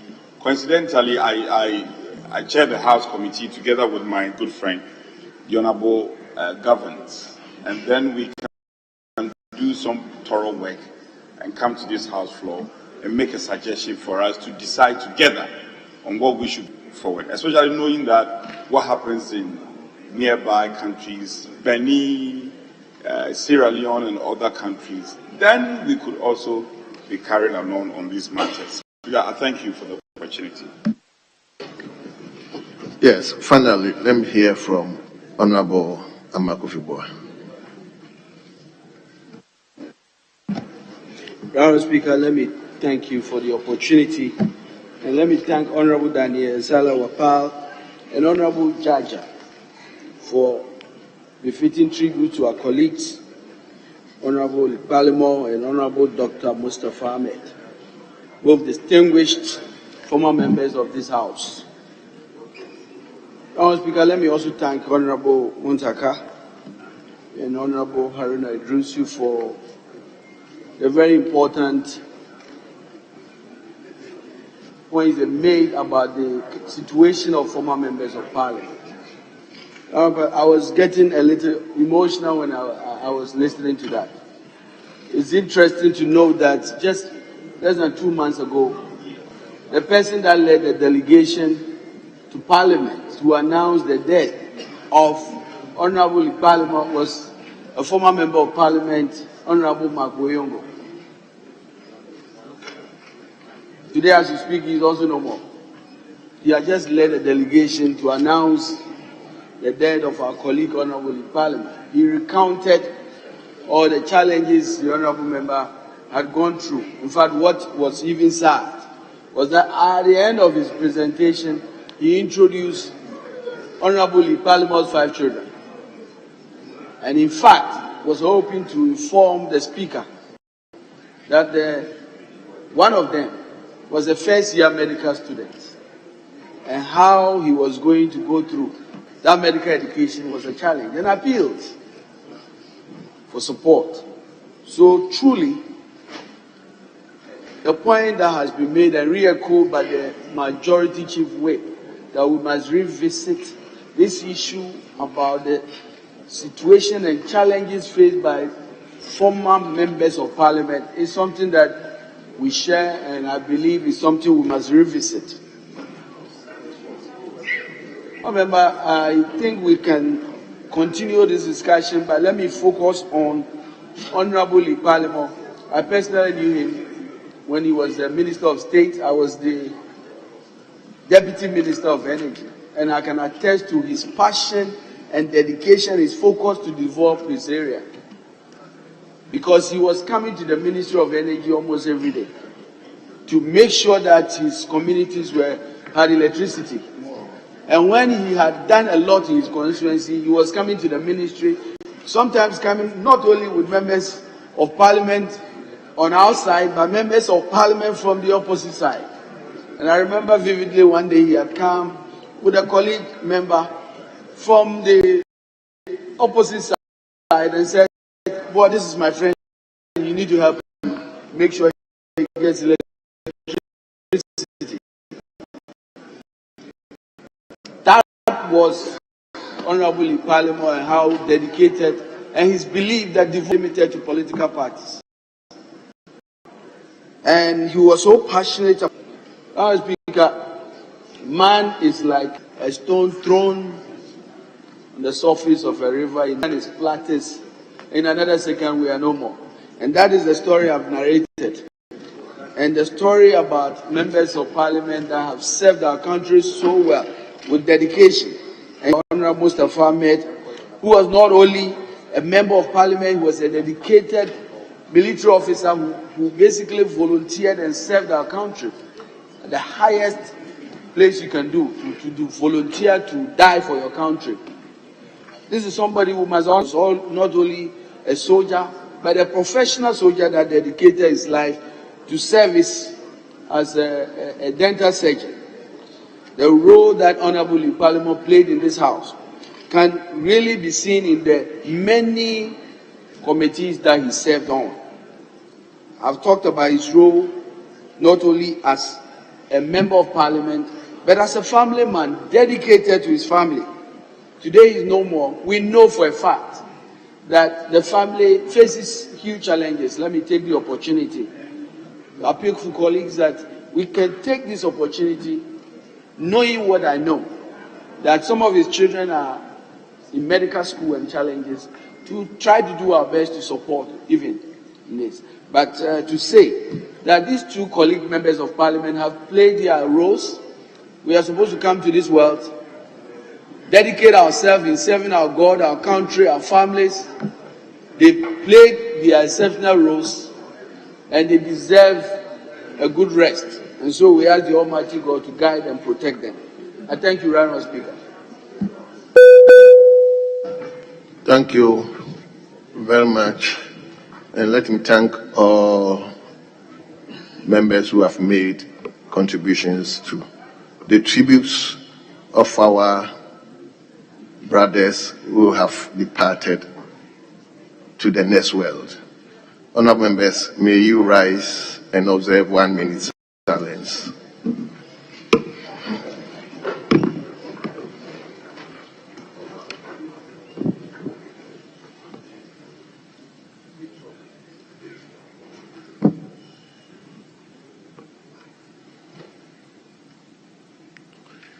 May the soul of Honorable Kojotiria and Honorable Dr. Mustafa Ahmed and all the departed souls from this chamber rest in perfect peace. Amen.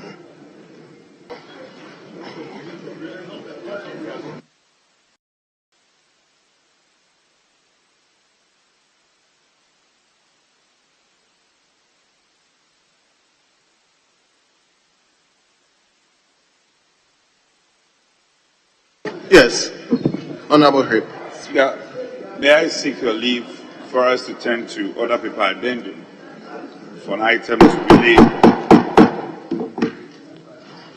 I seek your leave for us to turn to other paper addendum for an item to be laid by the Leader of the House. Very well. Leave granted.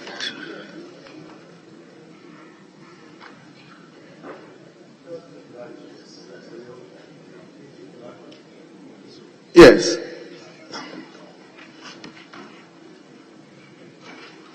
Mr. Speaker, I rise to move that notwithstanding the provisions of Order 1041, which require that no motion shall be debated until at least 2 sitting days have elapsed after the notice to move the motion is given, the motion for the approval of membership of the committee to advise Mr. Speaker on appointment of other members of Parliamentary Service Board be moved to today, Mr. Speaker. I so move. Very well. Yes, Honorable Leader. Honorable Speaker, I rise to second the motion. Now, members, this procedural motion, so I'll put the question. All those in favor of the procedural motion listed 1 in the other paper addendum, say aye. All those against, say no. No, members, the ayes have it. The procedural motion listed 1 in the other paper addendum is adopted. Yes. Motion 2. Mr. Speaker, I rise to move this Honorable House to consider the following as members of a committee to advise Mr. Speaker on appointment to the Parliamentary Service Board. They are, Mr. Speaker, my very good self, Honorable Kesel Atuforsin, the Minority Leader, Honorable Patricia P.J., the Deputy Majority Leader, Honorable Emmanuel Amakofibua, the Deputy Minority Leader. My Lord, Mr. Speaker, this is not a lame application. I'm coming to you fortified by the rules of this House and the Constitution that governs our democracy. Mr. Speaker, in specific, I shall rely on Clause 2B of Article 124 of the Constitution and Section 5 of Parliamentary Service Act 460. Mr. Speaker, as you may be well aware, on the 23rd of March, Mr. Speaker received a communication from the General Secretary of the New Patriotic Party announcing a decision of a reconstituted majority front bench. This has resulted in the need for us to take this motion. I pray that same shall be carried. I so move, Mr. Speaker. Yes, the motion is moved. Yes. Yes, Honorable. Speaker, I second the motion and to note that this House must support the nomination of Honorable Afenyo Makin, the Majority Leader, Honorable Dr. Atuforsin, Honorable Ms. Patricia Apiaje, and my good selves to advise the Speaker as called for by Article 124 of the Constitution. Honorable Speaker, let me know that this is very important because the Parliamentary Service Board is critical to the function of this very important function. And so this must be in place, the right people must be in place to make sure the parliamentary service was actually in line with the constitution is in place to do its work. I ask the members to support it. Yes, honorable members, the motion has been moved and has been seconded. It is now for the consideration of the House. Yes, Honorable Haruna Idrisu. Mr. Speaker, thank you very much for the opportunity. And I've seen a motion which is pursuant to Clause 2B of Article 124 of the 1992 Constitution. The 1992 Constitution is a ground of the Republic, Mr. Speaker, as you are well aware. And even Article 93, it is not for nothing that the opening word says that subject to this Constitution. So even Parliament, in the exercise of our legislative mandate, is obliged to show respect and fidelity to the letter and spirit of the 1992 Constitution. Mr. Speaker, neither the President nor the Speaker nor any member of Parliament is above the 1992 Constitution. Therefore, I'm surprised. I decided that I will maintain a golden silence on matters of reshuffle in Parliament because I'm human. And therefore, there can be changes. Even my life is not a permanent one, let alone an official position of the state or the public. But, Mr. Speaker, as I see the addition of Honorable Dr. Kaslatu Bar-Forson in this list, it raises question whether the Speaker and Parliament have shown respect to Article 124 of the Constitution. So, Honorable Atu-Forson has been attending board meetings. He's been participating in board meetings, rightly so. But in what capacity? If you are now doing this today, in what capacity is he at the Parliamentary Service Board, taking part in decisions of the Parliamentary Service Board? It means the Speaker have fallen foul of respect of Article 124 of the 1992 Constitution. And probably he too has fallen foul of the governance requirement.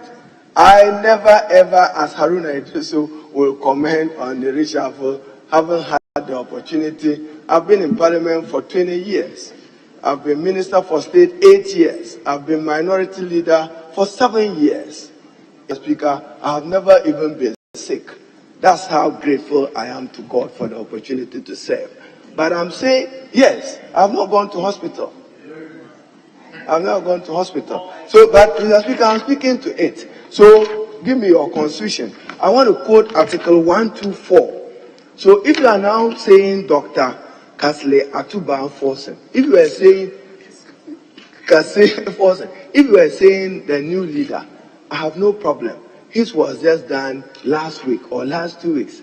The changes in the minority leadership happened over a year ago. So over the year, what has the Parliamentary Service Board been doing with the Speaker as chair, with the participation of the Honorable Minority Leader Atu-Forson? That is illegal, that is unconstitutional, that is unacceptable, in my view. But I'll let this matter proceed. But you see, governance is governance.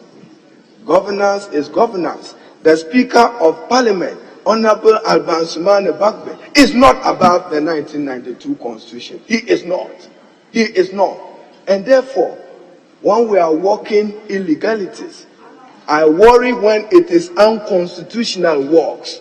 You are now writing this wrong after 1 year. He deserves to be there. I have no problem. The Honorable Minority Leader, that has been the practice. Mr. Speaker, I wish even the Honorable First Deputy Speaker, thanks to Professor Michael Kwe, you sat in the board meeting with us at every other time, including your good self. So Parliamentary Service Board is Parliamentary Service Board.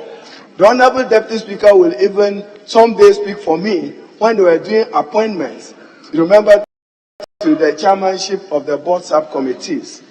They were saying that Haruna Idrisu was against this, against that. I knew what your position was. I knew what prudent advice you gave.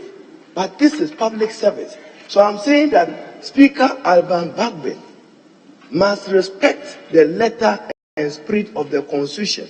This act ought to have been done February. Honorable. You can proceed with it. I just want this. Honorable former minority leader, if I should get the impulse of your submission, you want to say that what the committee, which is being said today, didn't happen when you were reshuffled. Is that the? Mr. Speaker, if you take your time and read your addendum well, you read your addendum well. Motion 2, you have the name of Honorable Dr. Kasley Atuforsen. Yes. I didn't add it. But anybody who has any other record should place it here. Let it be placed. I am simply saying. Please, I'll come to you. In any case, I'll come to you. In any case, Mr. Speaker, I am not a litigant, and I will not ever be a litigant on a matter of public office, because me, I know death. So let me make an important point. I'm saying that you should have done this a year ago. It was not done. In respect of your change. I think so. I think so. Yes. I hear it was done. It will show the record that it was done. But in any case, if it was done, why is anybody including Atuforsen in this list today? No, please. If it was done. So this is what is leading me to the debate. In this list, why must you include the minority leader if it was done? And then, Mr. Speaker, let me say this. I never intend to go and read Okujato in the Bank of Ghana case and service and membership of board. The Supreme Court has a ruling on it. It is not a matter I would want to pursue further. But I'm saying, be guided that in the Okujato case with the Supreme Court ruled on tenor. Is what? Okujato versus Rani Brothers. The Supreme Court ruled. I won't walk that way, Mr. Speaker. As far as I'm concerned, my sunset as leader has lapsed. If you add gold to minority leader any day, I won't take it. I don't want it. But Mr. Speaker, I'm saying that do right to the Constitution of Ghana. Do right to Article 124. Why are you including Atu's name 1 year afterwards? Is all the question I'm raising. Is that constitutionally right? Is that legally right? You could have done this a year ago when the changes took place. That's all I'm raising. So if anybody says it was done, why are you now including his name? But with respect to Honorable, you know you are leading us. I have every respect for you to represent us. He's supposed to be at the Parliamentary Service Board. I have served on the board. And if I was a speaker, the Honorable Muntaka is here. Even this time, tell them that I told you that I didn't intend to serve on the Parliamentary Service Board. He's here. I told him. Until he persuaded me, I didn't intend to. But Mr. Speaker, I respect to the Constitution any day, even today. I intend to debate the State of the Nation address. I shouldn't preempt it. I'll raise other constitutional issues. So proceed with it, but walk cautiously and avoid constitutional breaches and avoid disrespect to the Supreme Court ruling on tenor of person service on board. You know the Okujeto case very well. You know, leader. You are in court every day. I could have long ago, but God forbid, as I have said, accepted my new role in good faith. I'm MP Tamale Sab, nothing more. But respect to the Constitution any day. So I hear that, why are you including his name? If it was done, show it here. Thank you. Very well. Leader, I'll come to you. So you move the motion. He's raised a preliminary legal issue. It has to be addressed, then the debate can flow. There's a constitutional issue that has been raised. If a constitutional issue has been made, it's a preliminary matter that requires response. But leader, the constitutional issue is not with respect of this particular. Mr. Speaker, in the minimum, I know my law. Please permit me. Mr. Speaker, in the minimum, I know my law. Please permit me. No, I will allow you to talk, but Mr. Speaker, it is premise. Mr. Speaker, we listen to him in extenso. Very well. We listen to him. We listen to him in extenso. Mr. Speaker, we listen to him in extenso. So let's hear you. The burden in his submission was squarely anchored on a preliminary issue, which was constitutional. Mr. Speaker, Leader, hold on. Mr. Speaker, his main plaint, basically was the fact that upon the reshuffle earlier done last year, there should have been a board, a committee to advise Mr. Speaker, and this was not done. Accordingly, it was a constitutional breach. It was on the basis of that I said it was a preliminary issue. Now, if he says no, I just want to arm him with the records. Mr. Speaker, the official records of this House, Friday, 17 February 2023, at column 35, motions. Mr. Speaker, with your leave, I shall read same aloud and in extenso.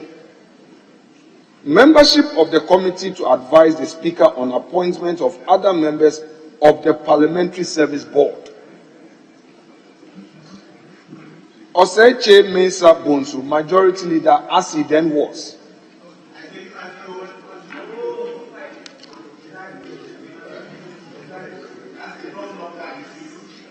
Moved, and I quote, Mr. Speaker, I beg to move that pursuant to clause 2B of Article 124 of the 1992 Constitution and Section 5 of the Parliamentary Service Act, Act 460, the House is invited to approve the following membership of the Committee to advise Speaker on appointment of other members of the Parliamentary Service Board.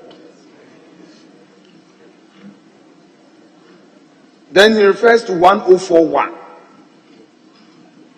They were his good name, Mr. Oseche Mensah Bonsu, 1. 2, Dr. KCL Atoba Forsen. 3, Alexander Kwamina Afenyomakin. And 4, Emmanuel Ama Kofibwa. He goes on, quote, Mr. Speaker, is the body to advise. Mr. Speaker, having done so, I would like to justify the reason for the involvement of these 4 members as listed.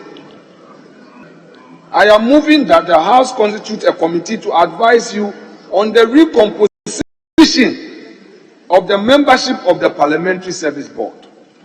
Mr. Speaker, you will recall that at the commencement of this meeting, specifically on the 7th of February 2023, you informed this House of receipt of a communication from the National Democratic Congress, notifying Parliament of changes in the leadership of the Minority Caucus. The changes led to a replacement, among others, of the leader of the Minority Caucus, Mr. Harun Idrisu, with KCL Ato Banforce. Mr. Speaker, ordinarily, by convention and practice of this House over time, the change in leadership of the caucus has resulted in a corresponding change in the membership of the Parliamentary Service Board. Section 5 of the Parliamentary Service Act 1993 provides, and I beg to quote, the board consists of A, the Speaker as chair, B, 4 other members, all of whom shall be appointed by the Speaker, acting in accordance with the advice of a committee of Parliament, and C, the clerk to Parliament. He goes on. Pursuant to the above provisions and the long-standing conventions and practices of the House, it is proposed for the consideration of the House that the undermentioned honorable members to constitute the committee that would advise the Right Honorable Speaker on the appointment of a suitable person to fill the vacancy occasioned in the Parliamentary Service Board. And then he refers to Honorable Harun Idrisu. Mr. Speaker, accordingly, I move that the committee is to advise Honorable Speaker, Right Honorable Speaker, to be composed of the following: my humble self, the Majority Leader, Oseche Mensah Bonsu, Deputy Majority Leader, Afenyo-Markin, Honorable Deputy Minority Leader, Mr. Atuba Forson, and the Honorable Minority Leader, Dr. Dr. KCL Atuba Forson. Mr. Speaker, I would like to make a correction. I think there is a mix-up on the motion. For the honorable members who have a copy of the motion, it has the name of the Honorable Chief Whip, Mr. Kwame Govins Agoja. It rather should read Dr. KCL Atuba Forson, following the convention and practice of the House. I so move. Mr. Speaker, end of quote. So, respectfully, Mr. Speaker, the contention of my very senior colleague and respected minority leader, who, Mr. Speaker, is arguing that this has rather come too late. It hasn't, Honorable former minority leader. And I would want to argue you on that. It hasn't. Per this, when you left the chair, the needful, as you complain of now, was done. And the records bear me out. You are arguing that constitutionally, why has Speaker Bagbin breached the Constitution? And I dare contend that he has not. The former leader of this House, my respected senior, did the needful. And he has explained in extenso the letter received. I will gladly give it to you. This official report has been approved by this House. Mr. Speaker, the former leader must eat a humble pie. It's a noble practice at the bar. He is a senior lawyer. When you get your law wrong, you admit it. Mr. Speaker, Mr. First Deputy Speaker, he got his law wrong by saying that the law was not followed. That is the argument. And the fact is also right. The fact is also that he also got the fact wrong. He got the fact wrong. And he quoted the wrong law to support his facts. He got it wrong. Mr. Speaker, so let the matters rest. Let the matters rest. It isn't the case that anybody made a mistake here. No mistake was made. He cannot accuse the Right Honorable Speaker. He cannot accuse any member of this House. These are the records of the House. He relied on the wrong law. He got the law wrong. He got the facts wrong. I tried to engage him to explain to him that indeed what he was trying to argue was not too right. But he wanted to make his case for the records. That's fine. But I also owe it a duty to explain based on it. Because, Mr. Speaker, before I came to move this motion, I did my search. And I checked and I got a answer. And if you had followed my application to Mr. Speaker, I was basically referring to what was done prior. So, Mr. Speaker, that is the end of the matter. So I thank you.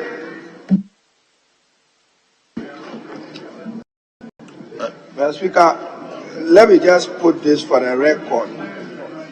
No, I don't intend to do back and forth. Leader, no, but Mr. Speaker, one, he referred to 17 February 2023. The committee was constituted.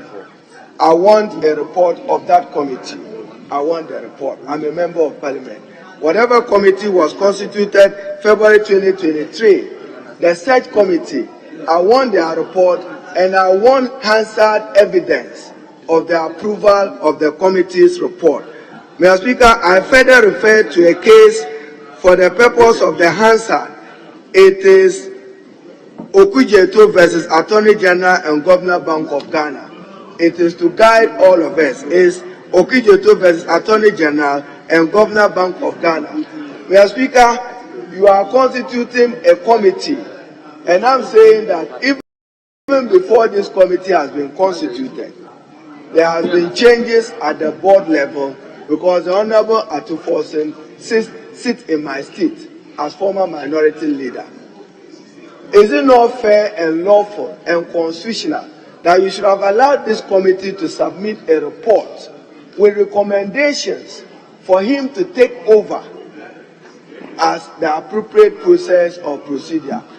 Mr. Speaker, this is not a matter I ever wanted in my life to comment on. But I'm saying that 17 February 2023, a committee was constituted. Share the report of the committee and share the adoption of the report of the committee and its recommendations. And I'm saying that, Mr. Speaker, since I left the board, I have not had any formal communication from the Speaker or from any member of the board as to my status on the board. But I do know that board meetings have taken with those substitutions. I have not had any formal communication. Formal, informal, oral, nothing. And I think that, Mr. Speaker, that cannot be right for the governance and future governance of the Parliamentary Service Board. So I'm not saying don't constitute a committee. Is a committee meant for yours, Honorable Majority Leader? If this committee is to deal with your changes, I have no problem or objection. But I'm saying that in my case, this should have taken place a year ago. So on the matter of your changes, I have no difficulty with it. Because I know that there's been some changes. Whether a committee was put in place, whether the committee made recommendations, Parliamentary Service Board is part of the boards under Article 70 of the 1992 Constitution. And therefore, Mr. Speaker, I have no problem wanting to be or not to be on the board. As I have said, I just wanted this for the record. But Mr. Speaker, get it right.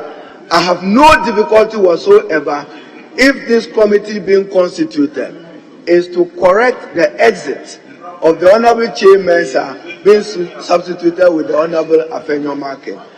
Is what has happened in the past, in the 1 year. And I've reminded you that if I were a litigant, I'll just take advantage of Okudzeto versus Attorney General in the Bank of Ghana and demand justice. But I'm above that because this is Parliament.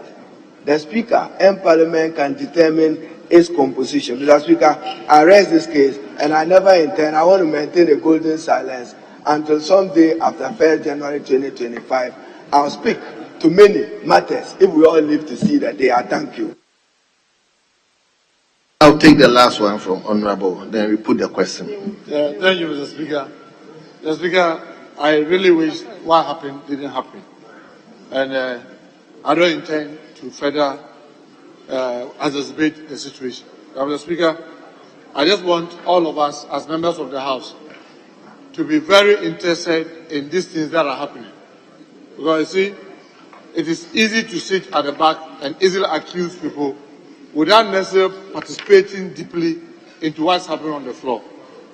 Mr. Speaker, I'm sorry to say the practice of this House has always been that we'll have the Speaker set this committee at the beginning of a session to determine the parliamentary as stipulated by Article 124 of the 1992 Constitution.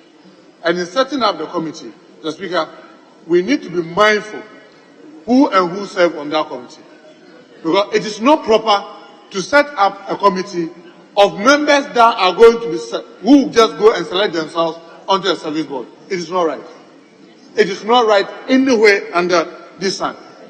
Mr. Speaker, our practice in this House has always been to have the majority leader and the minority leader sitting on the Parliamentary Service Board. That is not a contested issue. It is something that we are proud. Yes, we can choose as people at a time to say that, okay, we want to change it because of maybe this challenge or that challenge that has been given us. But in the last 20 years that I have been in this House, we have always selected the majority leader and the minority leader to be on the Parliament Service Board with others. In constituting a committee to advise Mr. Speaker, it cannot be right unless we intend to depart from the tradition to select people to go and select themselves onto the Parliament Service Board. It's not right. And Mr. Speaker, it is on that basis that I want this membership to be changed now. The reason why I'm saying it should be changed is on two grounds. Mr. Speaker, we don't set up a committee without anybody chairing it.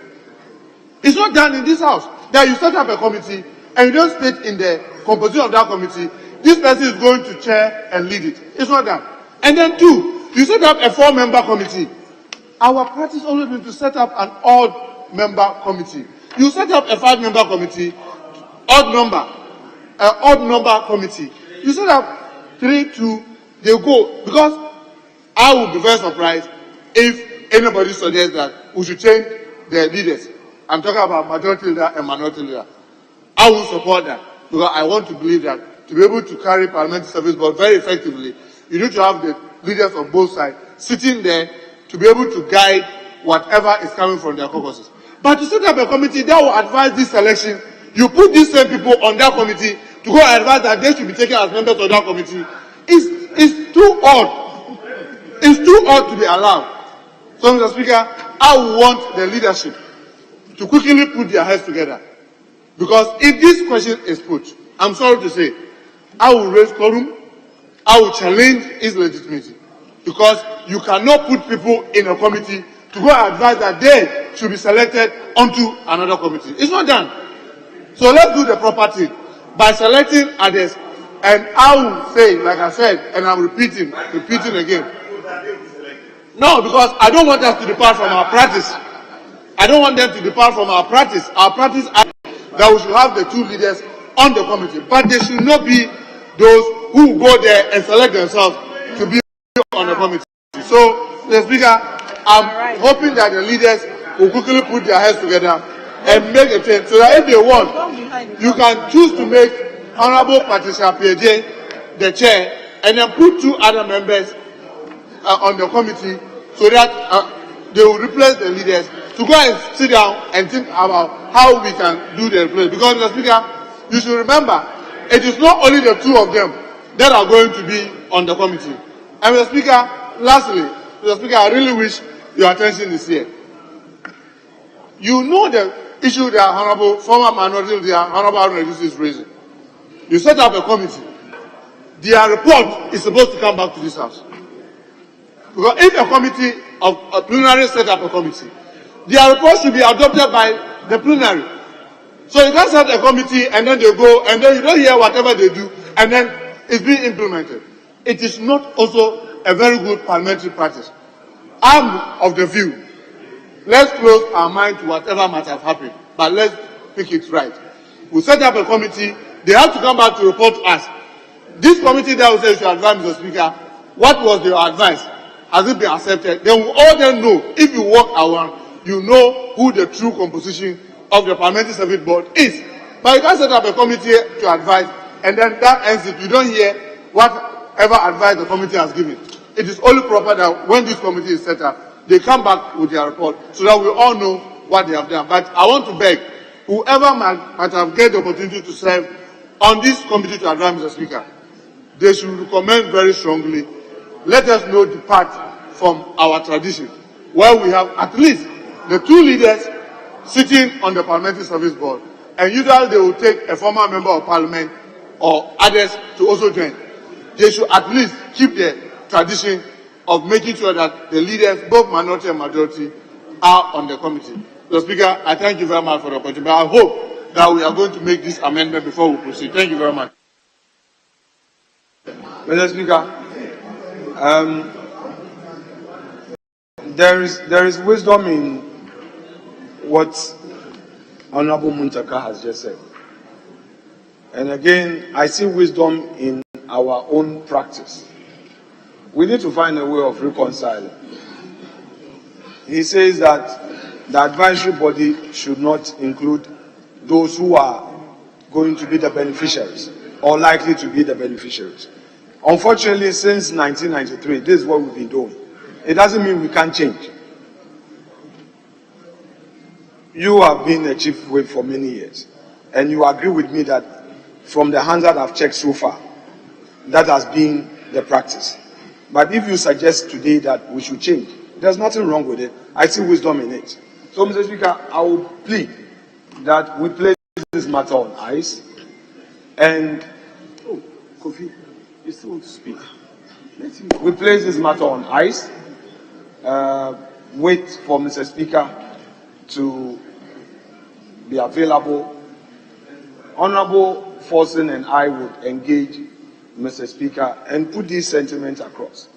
Mr. Speaker, before I came onto my seat, he and I had no hesitation at all in replacing our good selves with other members. He didn't have a problem, I didn't either.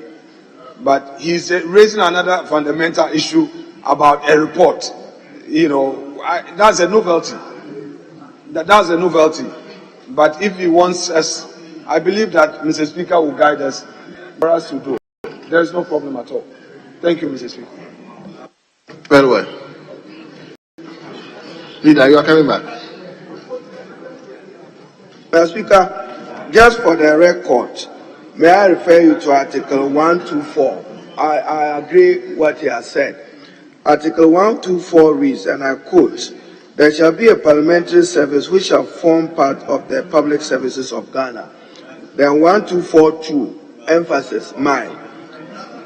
"There shall be a parliamentary service board which shall consist of the Speaker as chairman, 4 other members, all of whom shall be appointed by the Speaker, acting in accordance with the advice of a committee of Parliament." I believe that's what we are pursuing. So I'm saying that, Mr. Speaker, when I got onto the Parliamentary Service Board in the last 7 years, this committee worked and submitted a report to plenary which was adopted. I'm aware that the Honorable Atu Forson has already replaced me at the Parliamentary Service Board in the last 1 year. Is that consistent with Article 124 and our practice? That is the question I'm asking. Was there a committee? Did the committee make recommendations? But as Honorable Muntaka observed, there is no question as to the minority and majority leaders serving on the board. No question at all. They are to serve on the board, but do it properly, in accordance with law, in accordance with the 1992 Constitution, and in particular, in accordance with Article 1242B, and in particular, guided by Okujeto versus the Attorney General and Bank of Ghana. Thank you. So we can. Nobody's raising objection. I just want this for the record because I know he's already there doing what he has to do. Honorable former leader, I think the committee was what has been established in this in the official report. The committee was set, and the recommendation was made, and I think that's the same committee we are talking about. So I think we are on the same route.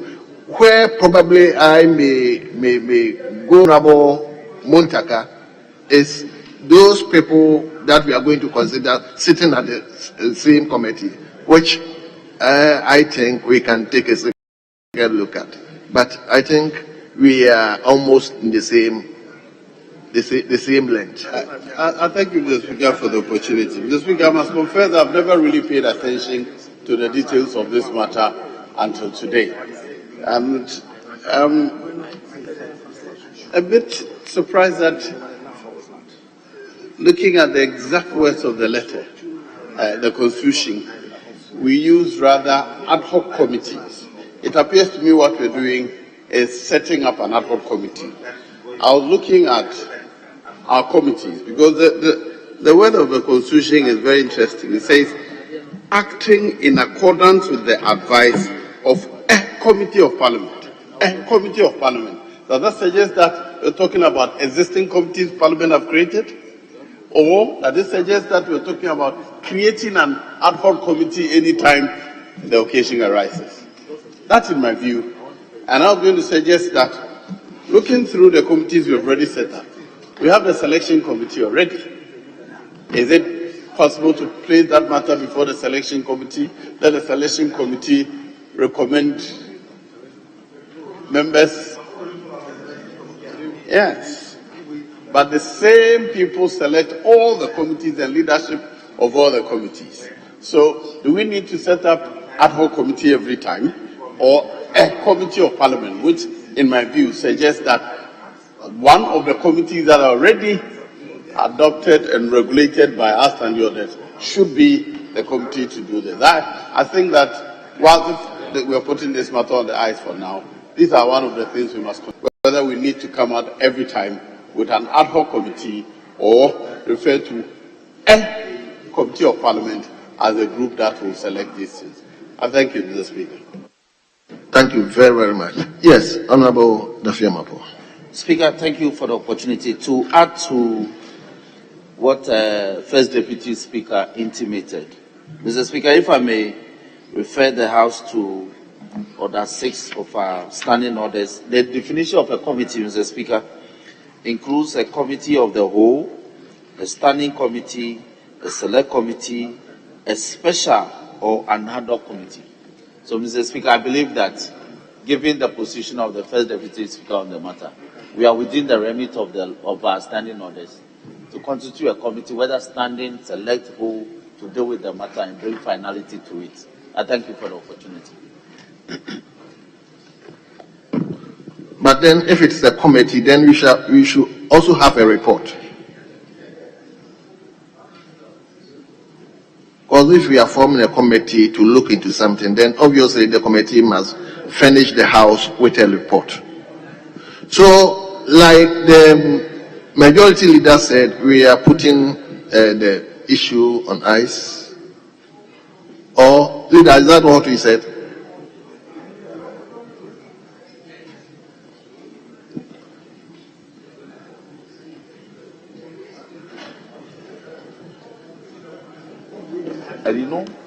I didn't know his seat was a safe seat, so he wasn't bothered about election.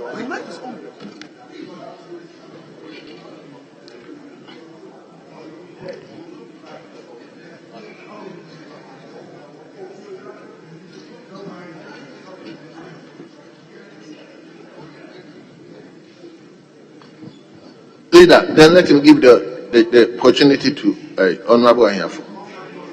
Mr. Speaker, thank you very much for giving me the opportunity to speak on the issue under reference. Mr. Speaker, the motion was brought under clause 2B of Article 124. Mr. Speaker, let's look at clause 2B of Article 124 and see whether there will be a need for the committee to be giving us a report, or the committee will strictly go and advise Mr. Speaker. Mr. Speaker, Article 124 2B says that there shall be a parliamentary service board which shall consist of the Speaker as chairperson, as the chairman, 4 other members of whom shall be appointed by the Speaker, acting in accordance with the advice of a committee of Parliament. Mr. Speaker, the Speaker is supposed to act upon the advice of a committee of Parliament. By our standing order, whether it is ad hoc or otherwise, it's a committee of Parliament. And the responsibility of that committee is to advise the Speaker on the appointment. So I do not think we need a report in this House. Report may not be needed because the responsibility of the committee is spelled out in Article 124 2B. The closing phrase, 4 other members, all of whom shall be appointed by the Speaker, acting in accordance with the advice of the Committee of Parliament. So Speaker is the one who is going to be advised, and the Speaker must act in accordance with the advice of that committee. So where on earth are we expecting the committee to come and generate report in this particular House? I don't think the report is needed. The committee's responsibility is to advise the Speaker on the appointment of the board members of Parliament. Mr. Speaker, I thank you for giving me the opportunity. Thank you, Mr. Speaker. Mr. Speaker, I get the sentiment of my colleague, Honorable Anyafo. Honorable Anyafo, you know, it is not done anywhere that a parliament will set a committee to task that committee to go and perform a function, and then that's it. And I'm telling you that just as they pulled the standard orders, if this was properly advertised, if it was properly advertised, it wasn't coming as I would have gone to pull the other first committee that were there. It has never, apart from the one that he just read, 2023, constituted that committee only of leadership. No. I've been there. Apart from that, the committee reports to tell us that this is the advice we are giving to Speaker. So you get to know who and who they've advised to be on the Parliament Service Board. Because it's a committee of the House. Unless you are saying that we can set a committee as a House, whether ad hoc or permanent, and ask them to go and perform a task. And then when they walk out, that's it. They go and do whatever they do and implement it. Just, yeah, at least. Yeah, so many of the times, if you look through their handouts, how do you get to even know as members that these are the members of the Parliament Service Board? It's because of the report that they come back with. Maybe since the Constitution allows us in Article 110 to set out our own rules, we can choose whichever way we do it. But what I'm saying is that if you set up a committee, naturally that committee, you ask that committee to go and do something, perform a task. They have to report to you what the task, how they perform that task. I agree, it's a specific thing. It's not like a committee, the standing and the selection committee that we do. We have selection committee. Selection committee, we task people to go and compose committees. They come back to us telling us what they have done. So, yes, how have we been doing it? We've been doing it variably.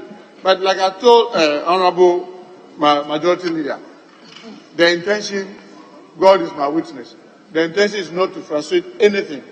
The intention is that can we get the things properly done in a way that doesn't create credibility issues for all of us. Because how do I know that I want to go and put Honorable Anyafo on a committee, and Honorable Ame, and the Honorable Anudonpre, and the Honorable Osurusu? Then I will not put them together that they should go and be the one to serve as this thing. That becomes a problem.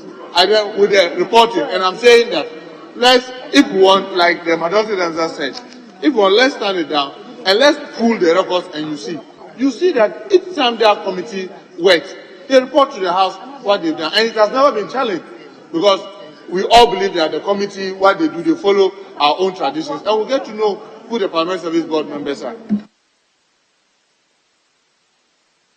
Mr. Speaker, thank you again for giving me the opportunity. I agree with you that the beneficiaries of the board, being the minority leader and the majority leader, should not be part of this particular committee. Other than that, it will appear as if they are sitting in their own course. You cannot be a chief in your own course. That is in breach of the natural justice. Nemo Judes in council as well. But Mr. Speaker, the point that I'm making is that the power to appoint board members is given exclusively to the Speaker of Parliament on the advice of a committee. And it is this committee that we are forming. So what is the committee coming to report on? The advice that they give to the Speaker is what they are bringing to the House as a report. So my concern is on the report. But I agree, however, that the minority leader and then the majority leader, who will be automatic members of the board, cannot sit in this particular committee to determine who should be a member of the board. That will bring in breach of natural justice. And I agree perfectly with you. But talking about the report, they are supposed to advise the Speaker. And the Speaker is not bound by the advice that the committee will give. Because it is the Speaker that has the authority to appoint the members. It's just purely going to be an advice to the Honorable Member, the Right Honorable Speaker will take over. Yes, so Mr. Speaker. We take over. Yes. But meanwhile, before the Speaker takes over, place the two tributes that we read in respect of our colleagues who have fallen perpetual sleep. We members made the contribution in such a way that we should find a way of seeking the health of members. So I was going to direct that we invite the House of the Committee of the House, House Committee, to look into the health matters of members, because it appears it's becoming too. So I direct that the House Committee look into the health matters of members. With respect to this. So.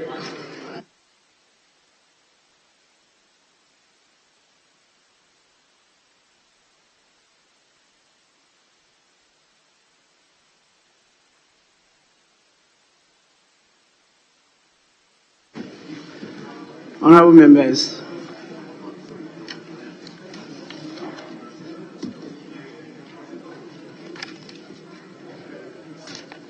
what I know is that God help those who help themselves. This issue about the health of members of parliament came out a number of times. And the time I was majority leader, we took a decision that members should undergo thorough medical examination every year. And we entered into an agreement with the Kolebu Teaching Hospital. And the first parliament at that time had the opportunity. The reports from Kolebu showed that a number of members said this was an invasion into their privacy.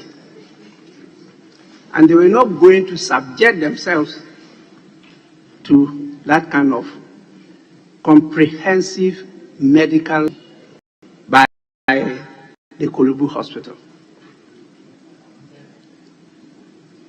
But a number of members went through the exercise and knew they were not reporting to any person, but to yourselves. You just go there and go through it. The cost is submitted. The cost is paid by Parliament. It was not even paid by the members of Parliament. But members objected. And it created some problems.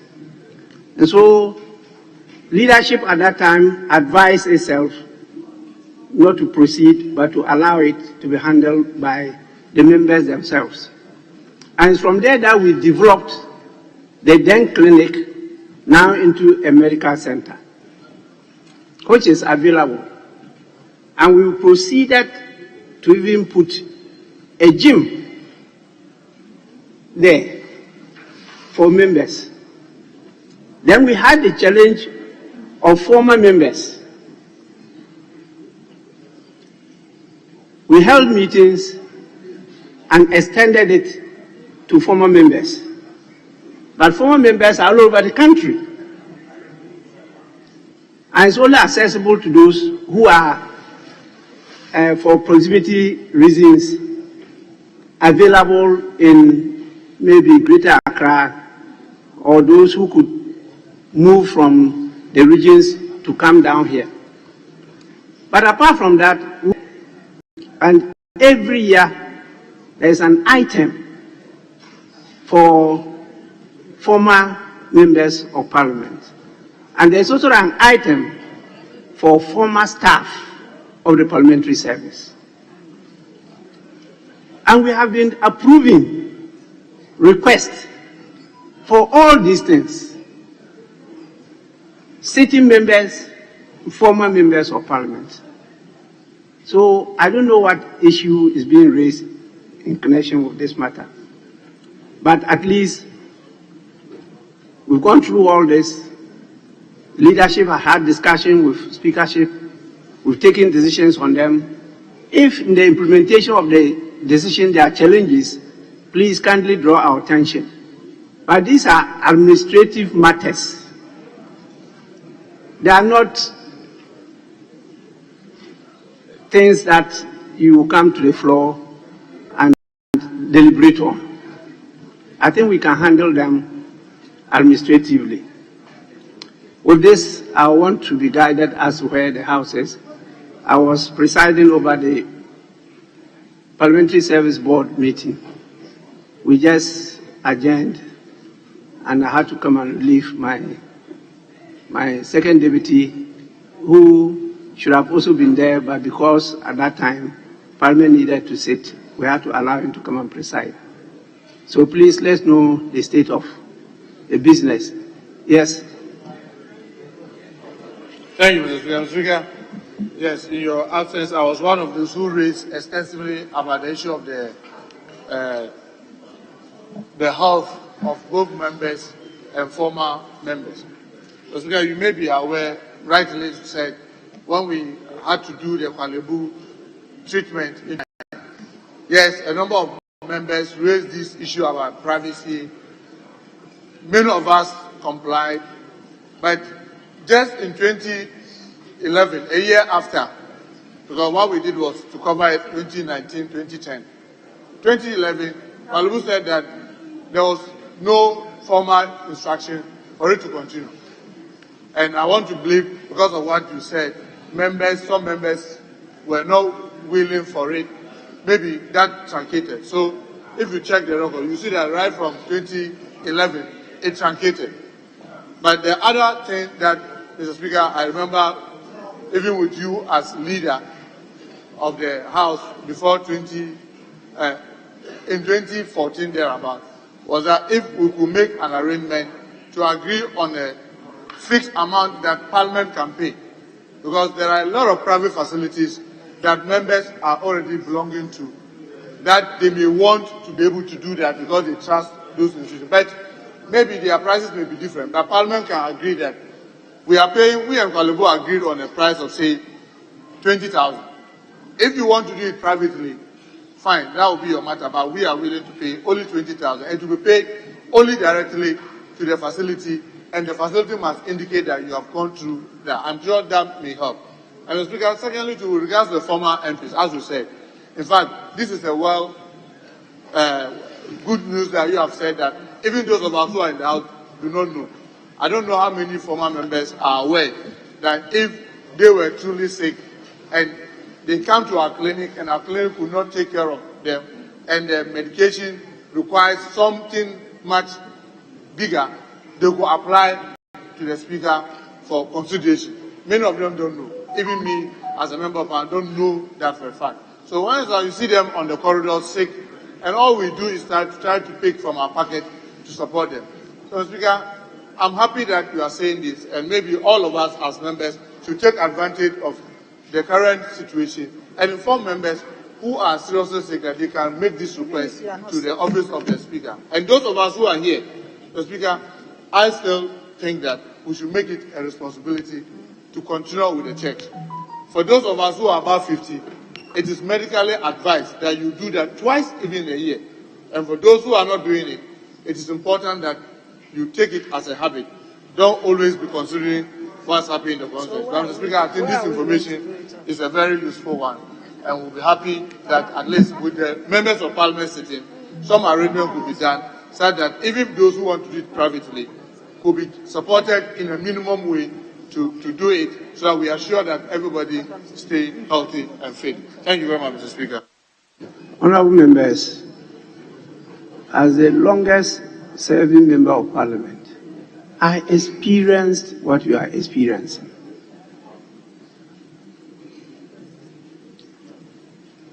So I know it.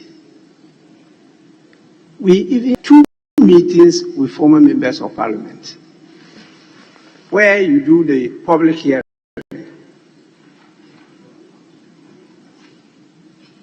We held 2 meetings with former members of parliament. Even during the time of Professor Michael Kwe, my predecessor, I was present. We held meetings with them, and we told them of all this I've mentioned. Definitely, we couldn't get all of them. So we asked them to use the forum. They have former members of parliament forum, which was very active when Honorable Kosi Kedem was president. When he handed over, things went down. But they have a platform, and I'm on that platform. And we struggle as of today to get them to be organized. I held another meeting with them at the same venue. We pay for their transport in and out. We provide a meal for them. And we communicated this to them again. I can tell you that every weekend I have a delegation attending funerals of former members of parliament. Every weekend. And I personally contribute. I make donations. So I know about it. As of today, we are still struggling to get them organized. They have an interim leadership now. The president is Honorable David Apasera. And sometimes they come here and the parliamentary service supports them with vehicles and logistics to travel everywhere to the funerals of former members of parliament. And we have records, voluminous records, of them submitting requests for my intervention. All that has been done. But to get them to organize, to renew their leadership or whatever is a challenge. The former staff are rather better organized, and they come from time to time with requests. But it's difficult. And if you contact some of the senior members of the former members of parliament, they will confirm what I'm saying. Yes, we want to see them better organized. Yes, the provisions are available for them, but to have them individually coming and making requests in some way is very difficult to handle that administratively, because these are public funds. They are governed by rules and regulations. We have auditors, and both internal and external. And so we are very careful about that. I did promise this House that we will submit reports, annual reports on Parliament and parliamentary service. They are ready. We're looking for the auditing. That's what is happening now. Once they are audited, we'll present them here for the first time. And so a lot of work is being done. As for ceiling for medication, I haven't seen it in any of the regulations. In the public service, public servants are entitled to medical treatment. And when we did the National Health Insurance Scheme, and you become a member, definitely it was restricted initially to primary health care. But politicians and presidents kept on adding onto the list to the extent that tertiary health care was added. And that is being handled. It's the same that is applied to members of parliament. So it's after my departure as majority leader that, as Muntaka has submitted, the thing was truncated. And then this issue of limit came in. But I don't see it as a challenge. It's something that we can handle, looking at the existing law. And so it should not be a problem. And members are encouraged to come up. We'll try to think together and get this handled, because there is usual budget provision for the health care of members of parliament, including former speakers, presidents, and the various Article 71 office holders. So there should not be a problem there. It's just that members having apprised themselves of it and they are not taking advantage of it. Yes, so let's move to business. Sorry, Regional Minister, Minister for Interior, in charge of my security. Mr. Speaker, thank you very much. Mr. Speaker, I'm flattered. Thank you very much. Mr. Speaker, I'd like to associate myself with the comments made by Honorable Mutaka. Mr. Speaker, I don't want to mention names. Mr. Speaker, between 2013 to date, I have personally seen and spoken to former members of Parliament who have been down there around the container waiting for several hours only to get something small to go to hospital. Mr. Speaker, there was a particular former member of Parliament that I spoke to. 1 week later, the person passed on. Mr. Speaker, I raised this matter here last year, and I think it was misconstrued that I wanted special clinic for members of Parliament. That is not the case. Mr. Speaker, public and civil servants, they have medical facilities that they go to, SNAIT and all that. Is it possible, Mr. Speaker, not necessarily for members of Parliament, but the staff of parliamentary service also go through a lot of stress? Now, have we come to the stage where parliamentary institution can have a medical facility, not for members of Parliament, but for present, former, and staff? Mr. Speaker, the issue is that former members of Parliament find it difficult to drive here to go to the clinic, because sometimes when they come, with the greatest of respect, the state in which they find themselves, they don't want to see people, and they don't want people to see them. And yet still, every day we have these problems. Mr. Speaker, perhaps this can be done in a committee of the whole so we could speak freely. And I just wanted to chip in. Perhaps it's about time that we find a way to address this matter. Thank you very much, Mr. Speaker. Honorable members, we have a medical center. The medical center is very well equipped. We have 6 medical officers and all the professional mix from Ghana Health Service. We have a director. Some of the equipment we have here, you can't find in the hospitals. And it's here. Why don't we want to go to the medical center? Now, how do you spread this all over the regions? You can only do it through the regulation that you have this treatment there, submit the cost implication for refund, or you don't have money to do it, and therefore you submit to the administration here for processing.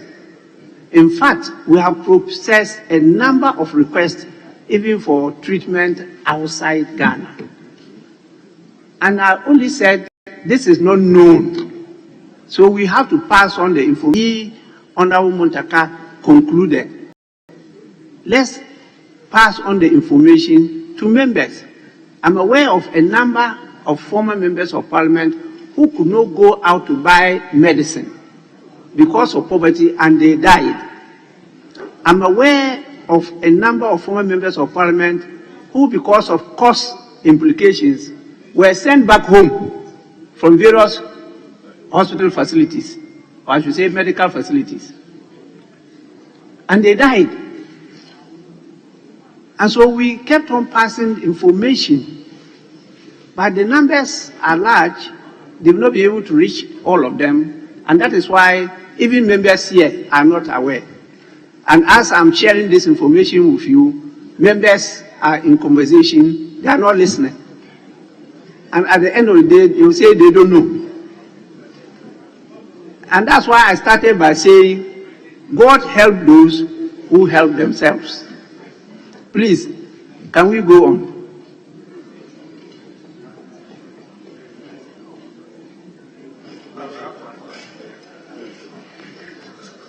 Mr. Speaker, we have have some, yes, Mr. Speaker, if you'll be pleased, we may proceed to public business and take item 7C, I and II.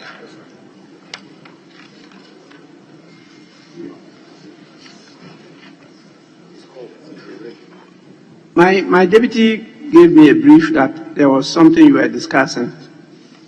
Mr. Speaker, we'll come to that. We shouldn't conclude that. We didn't conclude, but we'll come to that. We want to do this laying and then come back to that, please. If you, we Is that the situation? 7A, 7C, I, and II.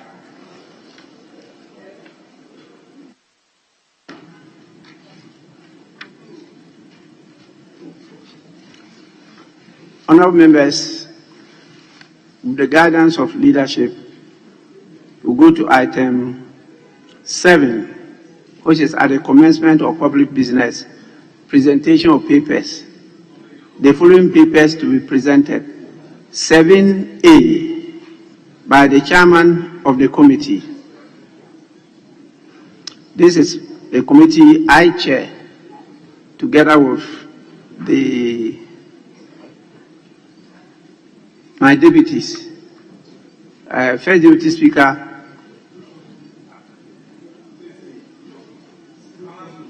Mr. Speaker, it's Finance Committee. C. Well, you said 7A. No, Mr. Speaker, respectfully. 7A, CI, and II. 7A, CI, and I. So I started with 7A. Mr. Speaker, I have misled you. I apologize. 7C, I, and II. Mr. Speaker, the vote is mine. Yes, honourable members, it's 7C. So 7C, by the chairman of the committee, and that is the Finance Committee. Report of the Finance Committee on the additional financing agreement between the Government of the Republic of Ghana, represented by the Ministry of Finance, and the International Development Association of the World Bank Group for an amount of $150 million United States dollars to finance the ongoing Greater Accra Resilience and Integrated Development Project. Honourable members, the said report is presented to the House accordingly and is for distribution to all members of Parliament. Any more? We go back. II. Report of the Finance Committee on the concessional financing agreement between the Government of the Republic of Ghana, represented by the Ministry of Finance, and the International Development Association for an amount of $300 million United States dollars to finance the first Resilient Recovery Development Policy financing. Honourable members, the report is presented accordingly and is for distribution to all members of Parliament. Any more?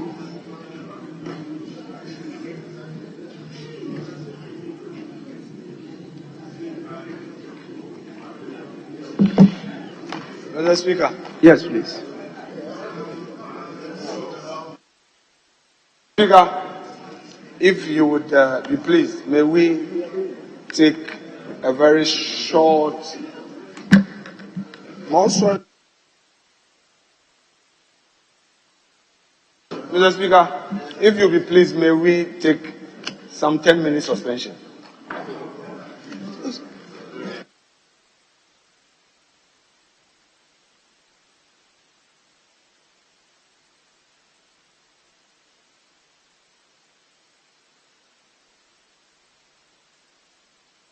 Mr. Speaker, 10 minutes suspension. Mr. Speaker, the leader of the House is calling for suspension for leadership to confer, so I know it's in order.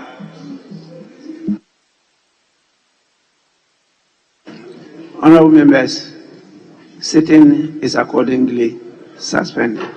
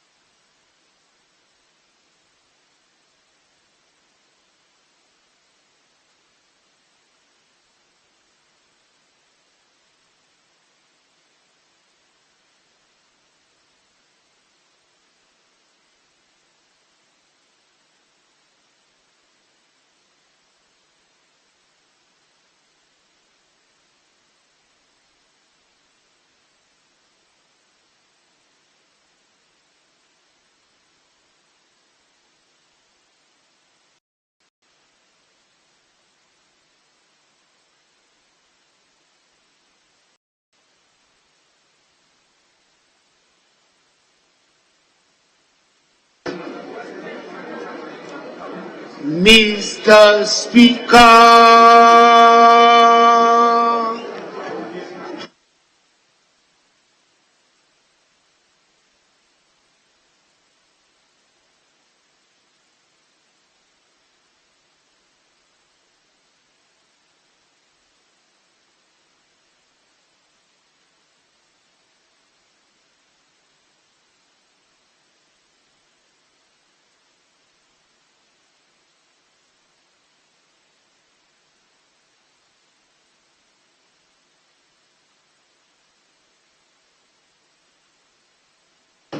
Mr. Speaker,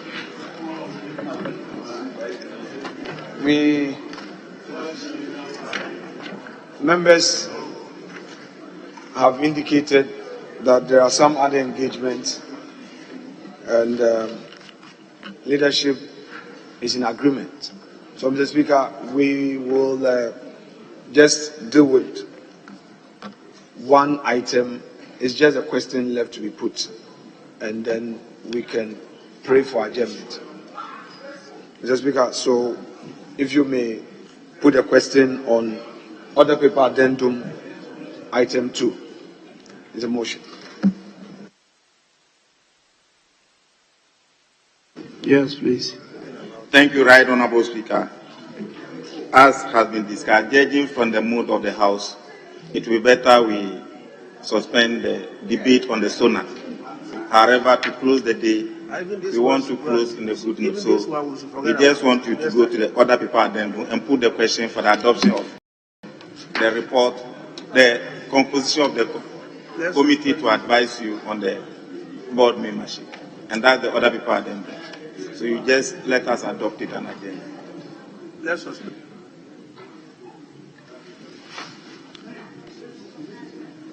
Honorable members, I'm being guided for us to handle the item on the order paper addendum.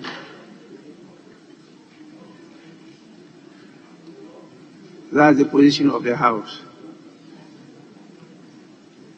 And order paper addendum item 2. And that what is left is for the question to be put. So I put the question. Those in favor say aye. Those against say no. The ayes have it. The motion is carried. The committee to advise the Speaker on the appointment of other members of the Parliamentary Service Board are as itemized on the order paper.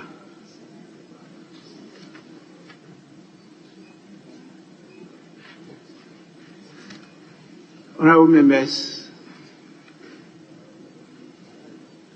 for good reason,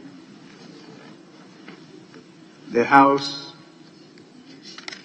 will have to adjourn.